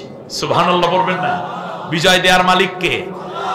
ইন্না ফাতাহনা লাকা ফাতহান মুবিনা, আমি আল্লাহ রব্বুল আলামিন তোমাকে স্পষ্ট বিজয় দান করেছি। সুবহানাল্লাহ। বিজয় দেওয়ার মালিক কে? একজন মুমিন বিশ্বাস করে এই যে জুলাই আগস্টের আন্দোলনে আমার দেশের ছাত্র সমাজ যখন বিজয় হলো, আমার কাছে খুব আশ্চর্য লাগলো যে ফিরআউনের ঘরে মুসা আলাইহিস সালাম 23 বছর লালিত পালিত ছিলেন। কত বছর? আমার কথার সুন্দর নিবেন, দেখবেন আপনি নিজে অ্যানালাইসিস করতে পারবেন ইনশাআল্লাহ। দেখুন, 23 বছর, 1.5 মাস বয়সে পাওয়া ছেলেটাকে 23 বছর লালন পালন করছে ফিরআউন। এরপরে এক কিপ্তি সম্প্রদায়ের এক ব্যক্তিকে হত্যার মাধ্যমে ফিরআউনের সাথে মুসা আলাইহিস সালামের কি হয়? দ্বন্দ্ব শুরু হয়ে যায়। দ্বন্দ্বটা শুরু হয়েছে মুসা আলাইহিস সালামের সাথে কত বছরের মাথায়? 23 বছরের মাথায়। আচ্ছা, এই 23 বছর পর্যন্ত মুসা আলাইহিস সালামের খাওয়া দাওয়া, পানি, এগুলো কাটটা খাইছে ফিরআউনেরটা, ফিরআউনের ঘরে। এই শীত গরমের পোশাক পরিচ্ছদ কাটটা পড়ছে। লেখাপড়া যা করছে খরচপাতি কার? ফিরআউনের। দুধ বলেন, মিষ্টি বলেন, ফল ফ্রুট বলেন, এগুলো কাটটা খাইছে ফিরআউনের। গোরা যেটা ব্যবহার করতেন মুসা আলাইহিস সালাম, এটা কার? ফিরআউনের। খাওয়া, পড়া, বই পুস্তক, ওঠা বসা, জামা কাপড় সব ফিরআউনের। কত বছর পর যাই দ্বন্দ্বটা বাজে? 23 বছর। 18 বছর ক্ষমতায়। 18 বছর আগে যেই বাচ্চাটা প্রাইমারি স্কুলে ভর্তি হইতে গেছে, ছেলে কিংবা মেয়ে, বলুন তো দেখি তার বয়স তখন কত বছর ছিল? 5 বছর। 18-র সাথে 5 যোগ করলে কয় বছর হয়? 23 বছর। এই 18 বছর পর্যন্ত আপনারা বলেন, স্কুলের বই গভর্নমেন্ট দিয়েছে, উপবৃত্তি গভর্নমেন্ট দিয়েছে, জামা কাপড় গভর্নমেন্ট দিয়েছে, সকালবেলা বিস্কুট গভর্নমেন্ট দিয়েছে, ঠিক কিনা? বলেন তো দেখি এই আন্দোলনে যারা যোগদান করেছিল তাদের বয়স কত ছিল আনুমানিক? 20 থেকে 23-এর মধ্যে। খেয়াল করেছেন মাটিয়া কোত্থেকে কোথায় গেল? শুধু তাই না, আল্লাহ রাব্বুল আলামিন খুব সম্ভব এই আন্দোলনের শামিলদের সাথে আল্লাহর রহমতের ফেরেশতা ছিল। শুধু ছাত্র আন্দোলন করে না, আল্লাহ রাব্বুল আলামিন বলেন, শোনো, তাহলে বিজয়ের পরে উল্লাস, বিজয়ের পরে কারো বাড়ি দখল, চান্দাবাজি, ঘাট দখল, কিংবা রোড দখল, দোকান দখল, মার্কেট দখল, অথবা টেন্ডারবাজি করা, অথবা জোর করে মানুষের কাছ থেকে চাঁদা আদায় করা নয়, বরং বিজয়ের পরে তাসবিহ পড়ে আল্লাহর প্রশংসা করে ক্ষমা চেয়ে নেওয়াই কাজ। বিজয়ে ইসলামের করণীয়। তাহলে আমরা এখান থেকে পাইলাম যে আল্লাহর বরত্ব আল্লাহ তুমি দিয়েছো, আম্মা বিনিআমাতি রাব্বিকা ফাহাদ্দিস। আল্লাহর এই বরত্বের ঘোষণা, আল্লাহর নিয়ামতের ঘোষণা দিতে হবে। এক। দ্বিতীয় হচ্ছে আল্লাহর কাছে ক্ষমা চাইতে হবে। তার কারণ আপনি যখন বিজয় করতে গেছেন তখন কিছু ভাঙচুর টাংচুর হয়েছে না? কথা কয় না, হয়েছে না? রিক্সাওয়ালার রিক্সা চালাইতে পারে নাই, বেটার পেটে একটু লাথি মারার মতো হয়েছে না 2-3 দিন পর্যন্ত। এরপরে ভ্যানওয়ালায় ভ্যান লইয়া রওনা করছে, আপনি বলছেন এই দিকে যাও, নাহলে পিঠাই সোজা করে দেবো। এরপরও না, আমার ওই দিকে যাইতেই হবে, ধর দিয়ে ওরে পিঠাই। হয়তো স্বৈর শাসকের দালাল রে 2টা বাড়ি মারিয়ে ফেলাইছে, একটা দোষ হয়েছে না একটু? কারণ এখানে তো দাদা দাদা করলে কাম হইবে না, হ্যাঁ যেটা দরকার পোলা পাইনি দিয়ে ফেলাইছে ঠাস করে, কি গান। তো বিজয় যখন আসে ওই সবগুলোর জন্য আমি আল্লাহর কাছে ক্ষমা চাইছি। সুবহানাল্লাহ বলেন। আল্লাহ রাব্বুল আলামিন বলেন, শোনো, এই কাজগুলো করবে আমি আল্লাহর কাছে ক্ষমা চাইবে। একটি স্বৈর শাসক, একটি তাগুতি শক্তির পতনের পরে ইসলামের বিজয় যদি হয় তাহলে উল্লাস নয়, বরং তোমরা আমি আল্লাহর কাছে ক্ষমা এবং আমি আল্লাহর প্রশংসা করতে থাকবা আর বলতে থাকবে এই বিজয় আমরা করি নাই, আল্লাহ রাব্বুল আলামিন বিজয় দিয়েছে, আল্লাহ তাআলাই দিয়েছেন। আমি আমার ক্যামেরার ইয়েটাকে কি বলবো, লেন্সটাকে একেবারে জুম করে আপনাদের কাছে নিয়ে আসি। যারা গেল তারা কি আদৌ চিন্তা করেছে তারা রাষ্ট্র ক্ষমতা থেকে ছেড়ে যাবে? বুঝলেন কেমনে? এর মানে ওই দিনের দুপুরের রান্নাটা পর্যন্ত করা ছিল এবং খাবারটা গরম ছিল। এর দ্বারা বোঝা যায় চলে যাওয়ার জন্য তারা প্রস্তুত ছিলেন না, বরং বড় বর্ণাঢ্য আয়োজনের মাধ্যমে তারা, যারা এই ছাত্রদেরকে যে পুলিশ বেশি হত্যা করতে পেরেছে, যে বেশি অত্যাচার করতে পেরেছে, তাকে হয়তো পুরস্কৃত করা হইতো ওই রাতেই। কিন্তু আল্লাহ রাব্বুল আলামিন ঘুরিয়ে দিয়েছেন সময়, কারণ রিজিকও কার হাতে? আল্লাহ তাআলার হাতে। রিজিক নাই, চলে গেছেন, ভালো করছেন। এখন মাঝে মাঝে শুনি চট করে আবার চলে আসবে, আসলে খারাপ হইবে না, কারণ পোলাপাইনি ওর কট করে ধরে ফেলবে। আমার ভাইরা, এবারে আমরা চলে আসি, আর কি কাজ করব আমরা? একটা অবস্থার কথা চিন্তা করুন। মক্কা যখন বিজয় হয়ে গেল, সুবহানাল্লাহ বলেন, নবুয়তের একটা পর্যায়ে যখন 8ম হিজরিতে মক্কা বিজয় হয়ে গেল, মক্কা বিজয় হওয়ার পরে হযরত আলী রাদিয়াল্লাহু তাআলা আনহুকে নির্দেশ দেওয়া, আলী আমরা এখন বাইতুল্লাহর ভেতরে ঢুকবো। নবী বললেন সাল্লাল্লাহু আলাইহি ওয়াসাল্লাম। এমন সময় কাবা ঘরের চাবি যিনি সংরক্ষণ করতেন তার নাম ছিল উসমান ইবনে তলহা। উসমান ইবনে তলহা চলে আসলেন। বিজয়ের পর কি করে বুঝালেন। উসমান ইবনে তলহা চাবিটা নিয়ে এসে তালাটা খুলবেন, এমন সময় আলী রাদিয়াল্লাহু তাআলা জোরে টান দিয়ে তার হাত থেকে চাবিটা নিয়ে গেলেন। আল্লাহর নবী রাগ করলেন, বলেন আলী তুমি এটা কি করলে? বলল, ইয়া রাসূলুল্লাহ, উসমান ইবনে তলহা এখনো ইসলাম গ্রহণ করে নাই, সে আমাদের কেউ না, অতএব বাইতুল্লাহর চাবি এখন থেকে আমাদের হাতেই থাকবে, এই জন্য চাবি নিয়ে আসছি। আল্লাহর নবী আলী রাদিয়াল্লাহু তাআলা আনহুর ব্যাখ্যায় সন্তুষ্ট হতে পারলেন না। নবীজি বললেন, এই চাবি তুমি তাকে ফেরত দিয়ে দাও। চাবিটা ফেরত দেয়া হলো। উসমান ইবনে তলহা চাবি দিয়ে বাইতুল্লাহর দরজাটা খুলে দিল। আল্লাহর নবী বাইতুল্লাহর ভেতরে ঢুকলেন। এটা আল্লাহর ঘর, এখানে মূর্তি রাখা যাবে না, এটা মন্দির নয়। সুতরাং নবী মূর্তিগুলোকে ভাঙলেন। ওয়াজা আল হাক্কু ওয়া যাহাকাল বাতিল ইন্নাল বাতিলা কানা যাহুকা। সত্য সমাগত, মিথ্যা অপসৃত, মিথ্যা নিঃসন্দেহে পরাজিত হওয়ার জন্য এসেছে, মিথ্যা কোনোদিন বিজয়ের জন্য আসে না। বিশ্বনবী সাল্লাল্লাহু আলাইহি ওয়াসাল্লাম সাহাবীদেরকে নিয়ে বাইতুল্লাহর ভেতরে 360টা মূর্তি ভেঙে ফেললেন। এরপর আল্লাহর নবী সাল্লাল্লাহু আলাইহি ওয়াসাল্লাম বের হলেন। আল্লাহর নবী বাইতুল্লাহর সামনে দাঁড়াইয়া উসমান ইবনে তলহার হাতে চাবিটা ফিরাইয়া দিয়া সমস্ত সাহাবীদেরকে সাক্ষী রেখে বললেন, আমার সাহাবীরা শোনো, কিয়ামত পর্যন্ত এই বাইতুল্লাহর চাবি উসমান ইবনে তলহার বংশ পরম্পরায় তাদের বংশের মানুষেরাই রাখবে।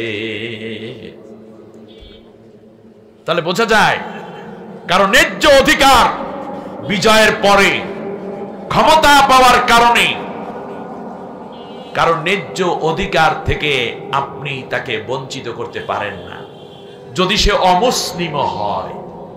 আমি কথাটা আবার বলি, যদি সে অমুসলিম হয় তার উপর অর্পিত দায়িত্ব এবং অধিকার থেকে আপনি তাকে বঞ্চিত করতে পারেন না। কিন্তু আমাদের দেশে, এই ছোট্ট বাংলাদেশে কি হয়, একদল ক্ষমতায় যায়, আর এক দলের লোক যদি মোটামুটি ধরা পড়ে, পুলিশ, র্যাব, গোয়েন্দা, ডিবি, ডিএসবি, টিওনো, সবগুলো ওএসডি করে দেয়।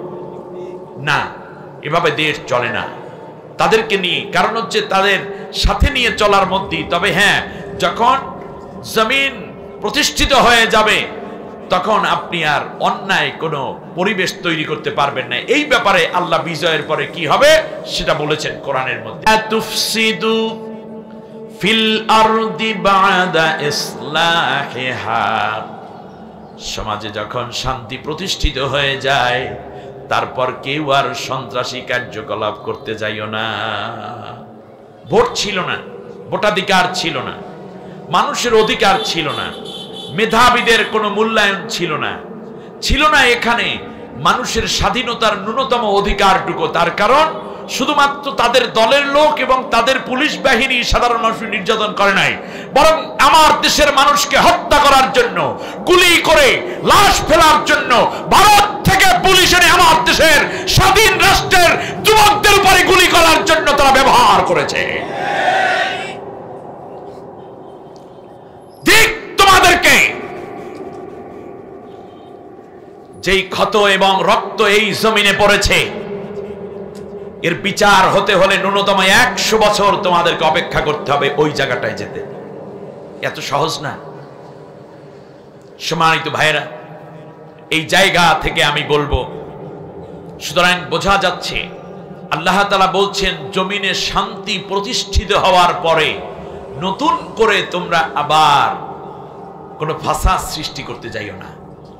তাহলে বোঝা যায় বিজয়ের পরে নতুন করে ফাসাদ সৃষ্টি করার কোনো দৃষ্টান্ত আমরা দেখাতে যাব না। এই ফাসাদ সৃষ্টির মধ্যে একটা ঝামেলা আমি খুব অনুভব করতেছি, ডিমের দামটা বাড়িয়ে গেছে, ঠিক না? আমি সবগুলোর ব্যাখ্যা দিই, তার মানে একটার ব্যাখ্যা দিই। বাইরে ডিম কাজে লাগতে আছে, এটা আপনারা বোঝেন আর না বোঝেন একটু বুঝে লইতে হয় মাঝে মাঝে। 350 এমপি একজনও বাইরে আছে। মনে করছেন সব দেশ ছেড়ে পালাই গেছে? না, পালাইয়াও যাইতারে নাই, সব বন্দী আছে এই রাজধানীতে। ঢাকায় থেকে আমি একটা গুরুত্বপূর্ণ গোপন তথ্য দিয়ে যাই। বড় বড় ব্যবসায়ী, বড় বড় সন্ত্রাসী একটাও দেখেন এলাকায় নাই। তারা কি চলে গেছে বাংলাদেশে? চলে গেছে না, সবগুলো বন্দী। একসাথে যদি সবাইকে আদালতে উঠায়, মামলা দেয়, রিমান্ড দেয়, তাহলে দাদাদের ওই 2-4 জনের ঠেলায় দাদাদের অবস্থা কেমন হয়েছে? এই সব উঠাইলে তাদের কলজায় আরো আগুন জ্বলবে। বহির্বিশ্ব বলবে যে এই রাজনৈতিক নেতৃবৃন্দকে এত হেনস্থা করা হয় কেন। এই জন্য ওনারা একটু চিন্তা করলো যে ভিতরে ভিতরে চিপাতে চাপাতে মাইর চলবে। কথা বোঝেন নাই? কারণ এই দেশের টাকা আত্মসাৎ করে রাখছে, দেশের টাকা বিদেশে পাঠায়। যে এই যে এক দরবেশ, কি সুন্দর দাড়ি, কি সুন্দর টুপি, কি সুন্দর চুল, আহারে মোর খোদা। বরিশাল্লাম আল্লাহ। এবার শোনেন কি কাজটা করলো। 36,000 কোটি টাকা বাংলাদেশ থেকে বিদেশে পাচার করেছে। ভাবতে পারেন আপনি, তার আর কোনো টাকা নাই? তার অবশ্যই আছে। এরকম শুধু 36,000 কোটি, 52টা রাষ্ট্রে 557টা বাড়ি করেছে ভূমিমন্ত্রী। কি মনে করেন আপনি? দেশ তো 10 বার বিক্রি কিনতে পারবে তারা, সে সম্পদটা বানাই নিয়েছে। মনে হয় জুয়া খেলার মতো, লটারির মতো, দর্শি পাইছিল হয়ে গেছি। এটা রাজনীতি নয়, এটা সন্ত্রাসী, এটা একটা চরমের মতো ডাকাতি করেছে তারা।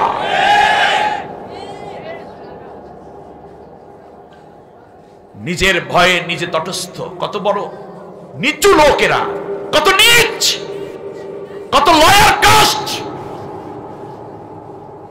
শেষ পর্যন্ত সাদা দাড়িগুলো কামাইছে, মুসগুলারে কামাইছে, সাদা চুলগুলোকে কলপ দিয়ে কালো করছে, পাজামা পাঞ্জাবি ছাইরা লঙ্গি এবং একটা শার্ট পরছে, হাতের মধ্যে একটা ঝুড়িও লইছে। এরপরে স্যান্ডেল জোতা পায়ে দিয়া কুলির মতো রওনা করছে, ছোট্ট ডিঙ্গি নৌকায় চইরা ওপার চলে যাবে। এই দেশে আর থাকবে না, বুড়িগঙ্গার ওপার চলে যাবে। পথিমধ্যে কোস্ট গার্ড তাকে পেয়ে বসলো, ধরে জিজ্ঞেস করলো। জিজ্ঞাসার আগে তাকে মোটামুটি কাপড় নাকি এতেই নষ্ট হয়ে গেছে, চেঞ্জ করে তারপরে এক পর্যায়ে জিজ্ঞাসাবাদ শুরু হয়েছে। সব জিজ্ঞাসা কয়েকদিন পরে এক পুলিশ বিনয়ের সাথে জিজ্ঞেস করলো, স্যার গো, যা করছেন আর না করছেন, আচ্ছা দাড়িটা কামাইলেন কেন? চুপ করো মিয়া, পুলিশে চাকরি করো এই পর্যন্তই ভালো, কোরআন হাদিস ইলমে জ্ঞান কিচ্ছু নাই তোমার, আর নয়তো কথা জিজ্ঞেসই করতেন না। স্যার বলেন। শোনো, দাড়ি রেখা সুন্নত, তার জীবন বাঁচান ফরজ। সুন্নতের কাটতে যদি ফরজ রক্ষা করা যায়, সেক্ষেত্রে সুন্নত কাইটে ফেলান জায়েজ আছে। এ হলো তাদের দাড়ির অবস্থা। আপনি কোথায় যাচ্ছেন? অতএব এই শুধু এক দুইজন, প্রায় ২৫০০ ছাত্রকে হত্যা করা হয়েছে জুলাই আগস্টে। ২৫০র মতো আছে শুধুমাত্র শিশু। মনে হয় যেন দেশের মধ্যে আর এক যুদ্ধ হয়ে গেল। ৩০০০-এর কাছাকাছি ছেলে মেয়েদের হাত পা কেটে ফেলতে হয়েছে, অন্ধ হয়ে গেছে, তাও প্রায় ৩০০০ কাছাকাছি। আপনারা এখনো মেডিকেলে গিয়ে দেখতে পাবেন এই দৃশ্য। আল্লাহ রাব্বুল আলামিন বললেন, শোনো, এই অবস্থা থেকে আমি আল্লাহ তোমাদেরকে, ফেরাউনের কবল থেকে আমি আল্লাহ মুসাকে বাঁচাইছিলাম, নমরুদের কবল থেকে তার জাতিকে বাঁচিয়েছিলাম, ঠিক তেমনি ধারাবাহিকভাবে আমি আল্লাহ রাব্বুল আলামিন দাকিয়ানুস বাদশার কবল থেকে যেমন ঈসা পয়গম্বর এবং তার সাথীদেরকে বাঁচাই দিয়েছিলাম, ফেরাউনের কবল থেকে, আবু জেহেলের কবল থেকে যেমন মুহাম্মদ সাল্লাল্লাহু আলাইহি ওয়াসাল্লাম এবং তার সাহাবীদেরকে বাঁচিয়েছিলাম। যুগে যুগে এমন একটা ঘটনা ঘটতে থাকবে, যখন একটি শান্তময় পরিবেশ আসবে, তখন তোমরা আর বিশৃঙ্খলা সৃষ্টি করতে যাবে না। আল্লাহু আকবার। বিশৃঙ্খলা গোপনে গোপনে, এই যে টাকাগুলো কোথায় আছে এটা খুঁজে বাইর করার দরকার আছে না? এখন লোকের সামনে আনার দরকার আছে। কোন রাষ্ট্রে কত পাঠাইছে, সব মন্ত্রী সচিব এদেরকে ডিম দিয়া দিয়া ওই তথ্য বাইর করতে আছে। আর ইনুস চায় গোপনে গোপনে এই জিনিসগুলো, ওই সুইজারল্যান্ড কত, ইংল্যান্ডে কত, কানাডায় কত, আমেরিকায় কত, ওখান দিয়ে ওই আমেরিকার ওখানে ফোন দিয়ে, তোমার এখান থেকে এই টাকা পাঠাইছে, এই দেখো এনার নামে আছে, অ্যাকাউন্ট নাম্বার এত, এটা কিন্তু আমার ফেরত বস দিয়ে দেবো। এই জন্য ১৭ জন ইউরোপীয় রাষ্ট্রদূতকে এনে নিজের দেশে বৈঠক করছে। আপনি মনে করেন চা খাওয়া শুধু? এর মানে তোমাদের প্রত্যেক রাষ্ট্রে আমার টাকা আছে, এই টাকা আমার ফেরত দেওয়া লাগবে। এই জন্য কইছে আমরা আপনাকে, এই সরকারকে যথেষ্ট সহযোগিতা করব। এটার মানেই হচ্ছে এই যে সহযোগিতা মানে কি, তারা একারে ঠেললে ঠেললে দিনতালে উড়াই দেবে না, যে এই টাকা আনার জন্য যত সাহায্য দরকার সবগুলো আমরা করব। এই জন্য এলাকায় যারা আছেন বেশি লড়াচড়া কইরেন না। কি দরকার আছে ঝামেলা? কামাইছেন তো কম না, লইয়া বইসা থাকেন। ওই বাচ্চা টাচ্চা যা হয়, ডিমে তাদায় যেমন মুরগি, ওইভাবে বইসা থাকেন। লড়াচড়া করবেন, কিন্তু পরবর্তীতে ঝামেলা হবে। এখন তো বড়গুলো শয়তান, এই যে হজ করতে যারা গেছেন, প্রথম দিন পাথর মারছেন কার গায়ে, এর পরে কোনটা? ছোটটা মাজ্জাটা বড়টা? মনে রাখবেন প্রথম ধাপে কিন্তু বড়টার গায়ে চলতে আছে, এরপর কিন্তু গুড়িটা মাজ্জাটাই আসবে। কথা কয় না? কষ্ট লাগছে? অতএব এই শাড়ির মধ্যে থাইকেন না, এখন একেবারে সোজা আল্লাহর পথে লাগিয়ে যান। পারলে মাঝে মধ্যে আল্লাহ রাব্বুল আলামিনের কোরআনের সাথে থাকেন। আল্লাহ রাব্বুল আলামিন বলছেন, বিজয়ের পরে তুমি যদি পারো তাহলে সব মানুষের সাথে মিশে যাও। সুবহানাল্লাহ বলেন। এটাই আমার আজকের আলোচনার শেষ কাজ হতে পারে, অথবা শেষ আলোচনা হতে পারে। তার কারণ হচ্ছে আল্লাহ রাব্বুল আলামিন বলছেন, শোনো, তুমি বিজয় করার আগে, বিজয়ের পরে সমানে যদি সবাইকে অভিযুক্ত করো, সেটা কিন্তু ঠিক হবে না। আল্লাহ রাব্বুল আলামিন বলছেন, শোনো, ওয়ালাউলা রিজালুম মুমিনুনা ওয়া নিসাউম মুমিনাতুন লাম তা'লামুহুম আন তাতাওয়াহুম ফাতুসিবাকুম মিনহুম মা'আরাতুম বিগাইরি ইলম। আল্লাহ রাব্বুল আলামিন বলেন, নবী, বিজয়ের দিন কিংবা তার আগে তুমি যদি কেবলমাত্র যুদ্ধের নিয়ত করতে, তাহলে কিন্তু হতো না। তার কারণ মক্কাবাসী তোমাকে যেই দিন হারাইছে, সেই দিন থেকে মক্কার মানুষগুলো তোমার বিরহে, তোমার শূন্যতায় তারা তোমাকেই গোপনে গোপনে ঈমান এনে তোমাকে তালাশ করে করে তারা অনেক দিন অতিবাহিত করেছে। তাহলে বোঝা যায় যখন কোন জালেম শাসক ক্ষমতায় থাকে, সেখানে যদি ইসলামিক একটি পরিবেশ চলে আসে, তাহলে ওই রাষ্ট্র যখন বিজয় আসে তখন উচিত নয় এটা যে সেখানের মানুষগুলোকে কষ্ট দেয়া। তার কারণ গোপনে গোপনে আপনি দেখবেন অনেক মানুষ ওই যে ইসলামিক দলটা আছে তাকে খুব বেশি ভালোবাসে। তার কারণ হচ্ছে এই যে তারা গোপনে ঈমান এনে রেখেছে। আপনার চিন্তা করার কোনো কারণ নাই। শুনুন, ব্যবসায়ী সব ওই দলের, ঠিক কিনা বলেন? পুলিশ সব ওই দলের, র্যাব সব ওই দলের, ব্যাংক সব ওই দলের, ব্যবসা বাণিজ্য সব ওই দলের। ওই দল তো বুঝছেন, পালাতক দলের। এরপরে স্কুল কলেজ ইউনিভার্সিটির সব শিক্ষকরা ওই দলের, ছাত্ররা সব ওই দলের, ছাত্রীরা সব ওই দলের, হলগুলো সব ওই দলের। আসলে কি ওই দলের? যদি সব ওই দলেরই হইতো তাহলে আন্দোলন করলো কারা? এইটাই আল্লাহ তাআলা বুঝাইছেন নবী, মক্কায় যখন তুমি যাবে তখন তুমি তাদেরকে হত্যা করা শুরু করিও না। তার কারণ গোপনে গোপনে ওই আবু জেহেলের অত্যাচারের ভয়ে ওরা কিছু কয় নাই, কিন্তু গোপনে গোপনে তারা ঈমান আইনে বসে রইছে। এই জন্যই দেখবেন গতকালকে যে কালো কোট গায়ে দিয়ে ঘুরতো আর বলতো আমি অমুক দলের লোক, আমার নেত্রী, এই ছবিটা নাই, ও মা, পরের দিনই দেখবেন প্রথমে মূর্তিটা ভাঙছে ও নিজেই। এটা হলো গোপন ইমানদার। বাংলাদেশের প্রেক্ষাপটে মনে করছিলাম আমাদের আলেম ওলামা মনে হয় শতদা বিভক্ত, কওমি একদিকে, আলিয়া একদিকে, পীরেরা মনে হয় শতদা বিভক্ত, সরসিনাই একদিকে, চরমনাই একদিকে, মোকামিয়া, ফুরফুরা, ইয়া সব আজে বাজে কেমনে কি ওই বিহানের মাবুদ। তবলিগ যায় একদিকে, পীরেরা যায় একদিকে, জামাত ইসলামী একদিকে, বিএনপি আর একদিকে, যা সদ বাসদের তো কোনো হুঁশ নাই। উম্মা যখন ডাক দিয়েছে তখন দিয়ে সব এক জায়গায়। পোলায় একটা গল্প করে, কয় বাবাই গেছে শ্বশুর বাড়ি, মাই গেছে বাহের বাড়ি, আর আমি গেছি নানা বাড়ি, যাই দিই সব এক জায়গায়।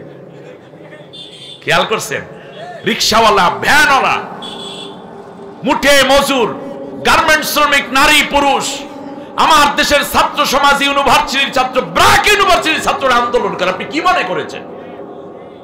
শুধু তাই, মাদ্রাসার ছাত্র, আলিয়ার ছাত্র, কওমির ছাত্র, আবাল বৃদ্ধ বনিতা সবাই নেমে পড়েছে এক জায়গায়। তার কারণ সবাই মাজলুম হয়েছে, সবাই কিন্তু কইতে পারে নাই।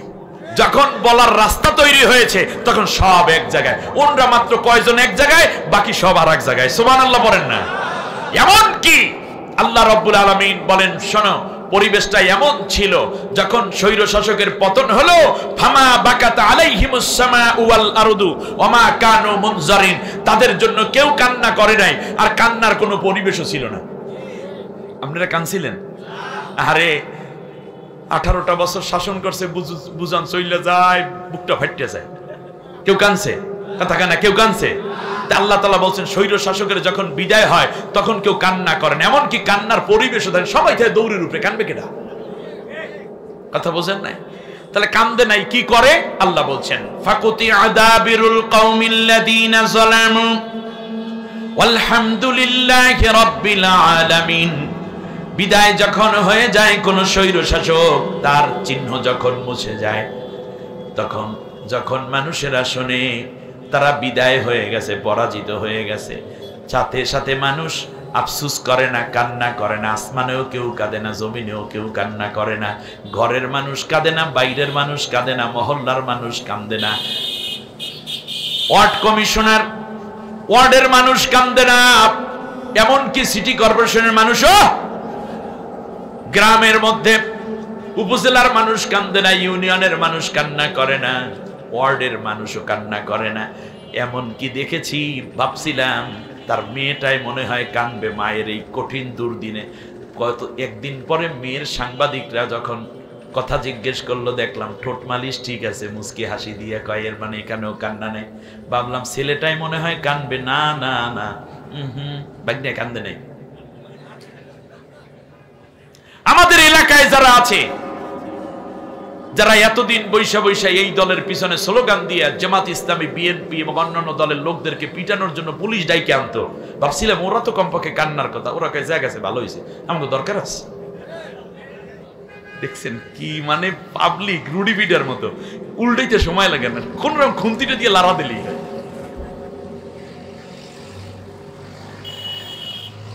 আল্লাহ রাব্বুল আলামিন বলেন কেউ কান্না করে নাই, ফাকুতি আদাবিরুল কওমিল্লাযিনা যালামু, যেই দিন জালেমের বিদায় হলো সেই দিন কেউ কান্না করে নাই, ইন্নালিল্লাহ পড়ে নাই, বরং সবাই বলল ফাকুতি আদাবিরুল কওমিল্লাযিনা যালামু আলহামদুলিল্লাহি রাব্বিল আলামিন। সবাই শুকরিয়া আদায় করে বলছে আলহামদুলিল্লাহি রাব্বিল আলামিন। কেউ কান্না করে নাই, বরং সবাই কি পড়ছে?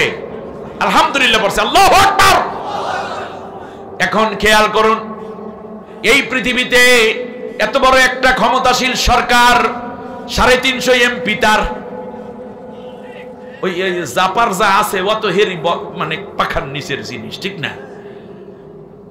বাংলাদেশের 446টা উপজেলা চেয়ারম্যান তার, সচিবগুলা তার, মন্ত্রীগুলা তার, র্যাব, পুলিশ, গোয়েন্দা, ডিবিডিএসবি তার, সব তার। কিন্তু পালাইয়া যাওয়ার কি দরকার ছিল? থাইকা যাইতেন। এই পৃথিবীতে কোন স্বৈর শাসক যদি পালাইয়া যায়, আবার তাদের মাথা উঁচা করতে 100 বছর লাগে। কত বছর? লম্বা টাইম দিয়েছেন, কই একটু টান দিলাম। কত বছর লাগবে? 100 বছর। একেবারে ঠান্ডা মাথায় থাকেন। বিজয়ের পরে লুটপাট করা চলবে না। এখন বিজয়ের পর পরাজিত শক্তি যারা থাকে, নেতা যদি পালাইয়া চলে যায়, কর্মীদের মনটা দুর্বল হইয়া যায়। ওরে ভাই, অনেকে এখন সিঙ্গারা আর সামোসা খাওয়া মার্কার নেতা আছে যারা দিয়ে কথা বলতে চায়, উপরেরটার দিকে তাকান মেয়ে, এরপরে আপনি বুঝবেন আপনার ব্যাটারি কোন জায়গায় আছে। এবার শোনেন, এইরকম অবস্থায় যখন পড়বেন, একটা পরামর্শ দিয়ে যাই কোরআন দিয়ে, বুঝবেন। এইরকম একজন নেতা আল্লাহ পাঠাইছিলেন ইরাকের নিনুয়া প্রদেশের মসুলে, নাম ছিল ইউনুস আলাইহিস সালাম। নাম কি? ইউনুস আলাইহিস সালাম। ঘটনাক্রমে জাতির লোকেরা তার কথা শুনতেছে না, অল্প কয়েকজনে শুনছে। পরে উনি অস্থির হইয়া চিন্তা করলো, এই দেশ থেকে আমি পালাই চলে যাই, আমি থাকবোই না, ভাল লাগে না। রওনা করছে খেয়ার নৌকায়। আল্লাহ রব্বুল আলামিন দজলা নদীর মাঝখানে বিশাল এক মাছ পাঠাই দিয়েছে, ইউনুসের সামনে হাজির। ইউনুস আলাইহিস সালামের তো কাঁপাকাঁপি শুরু হয়ে গেছে। শেষ পর্যন্ত বললেন যে আমি আল্লাহর হুকুম তরক করিয়া রওনা করছি, জনগণ ছাড়িয়া পালাইয়া যাওয়া নেতার কাম না। এই যে পালাইয়া আসছে, এটা একটা কবিরা গুনাহ হইছে, এই কারণে আমার এই মাছের মুখে ফালাই দাও। মাছের মুখে ফালাই দিয়েছে 40 দিন, ঠিক না বলেন? কিন্তু ইউনুস আলাইহিস সালাম কারে বলে নাই। এই জন্য আল্লাহ ইউনুস আলাইহিস সালামকেও কি করেছেন? মাফ করেছেন। এখন কর্মী বাহিনী আইসা দেখতেছি ইউনুসের বাড়িতে ইউনুস পয়গম্বর নাই। কার কাছে যাইয়া ইসলাম গ্রহণ করবে? কাকে নেতা মানবে? কার আদর্শে, কার পেছনে চলবে? লোক তো পালাই গেছে। এখন আল্লাহ রব্বুল আলামিন বলেন, কোন এলাকার এইরকম নেতা নেত্রী যদি পালাইয়া যায়, কর্মীরা অসহায় হয়ে যায়। অতএব এই অসহায় কর্মীরা কি করবা, এই প্রসঙ্গে আমি একটা তোমাদেরকে ইনস্ট্রাকশন দিচ্ছি। আল্লাহ তাআলা বলতেছেন, সূরার নাম ও সূরা ইউনুস, আয়াত নম্বর হইল 98। আল্লাহ তাআলা বলছেন, ফালাউলা কানাত ক্বরিয়াতুন আমানাত ফানাফা'নাহা ঈমানুহা ইল্লা কওমা ইউনুস লাম্মা আমানু কাশাফনা আনহুম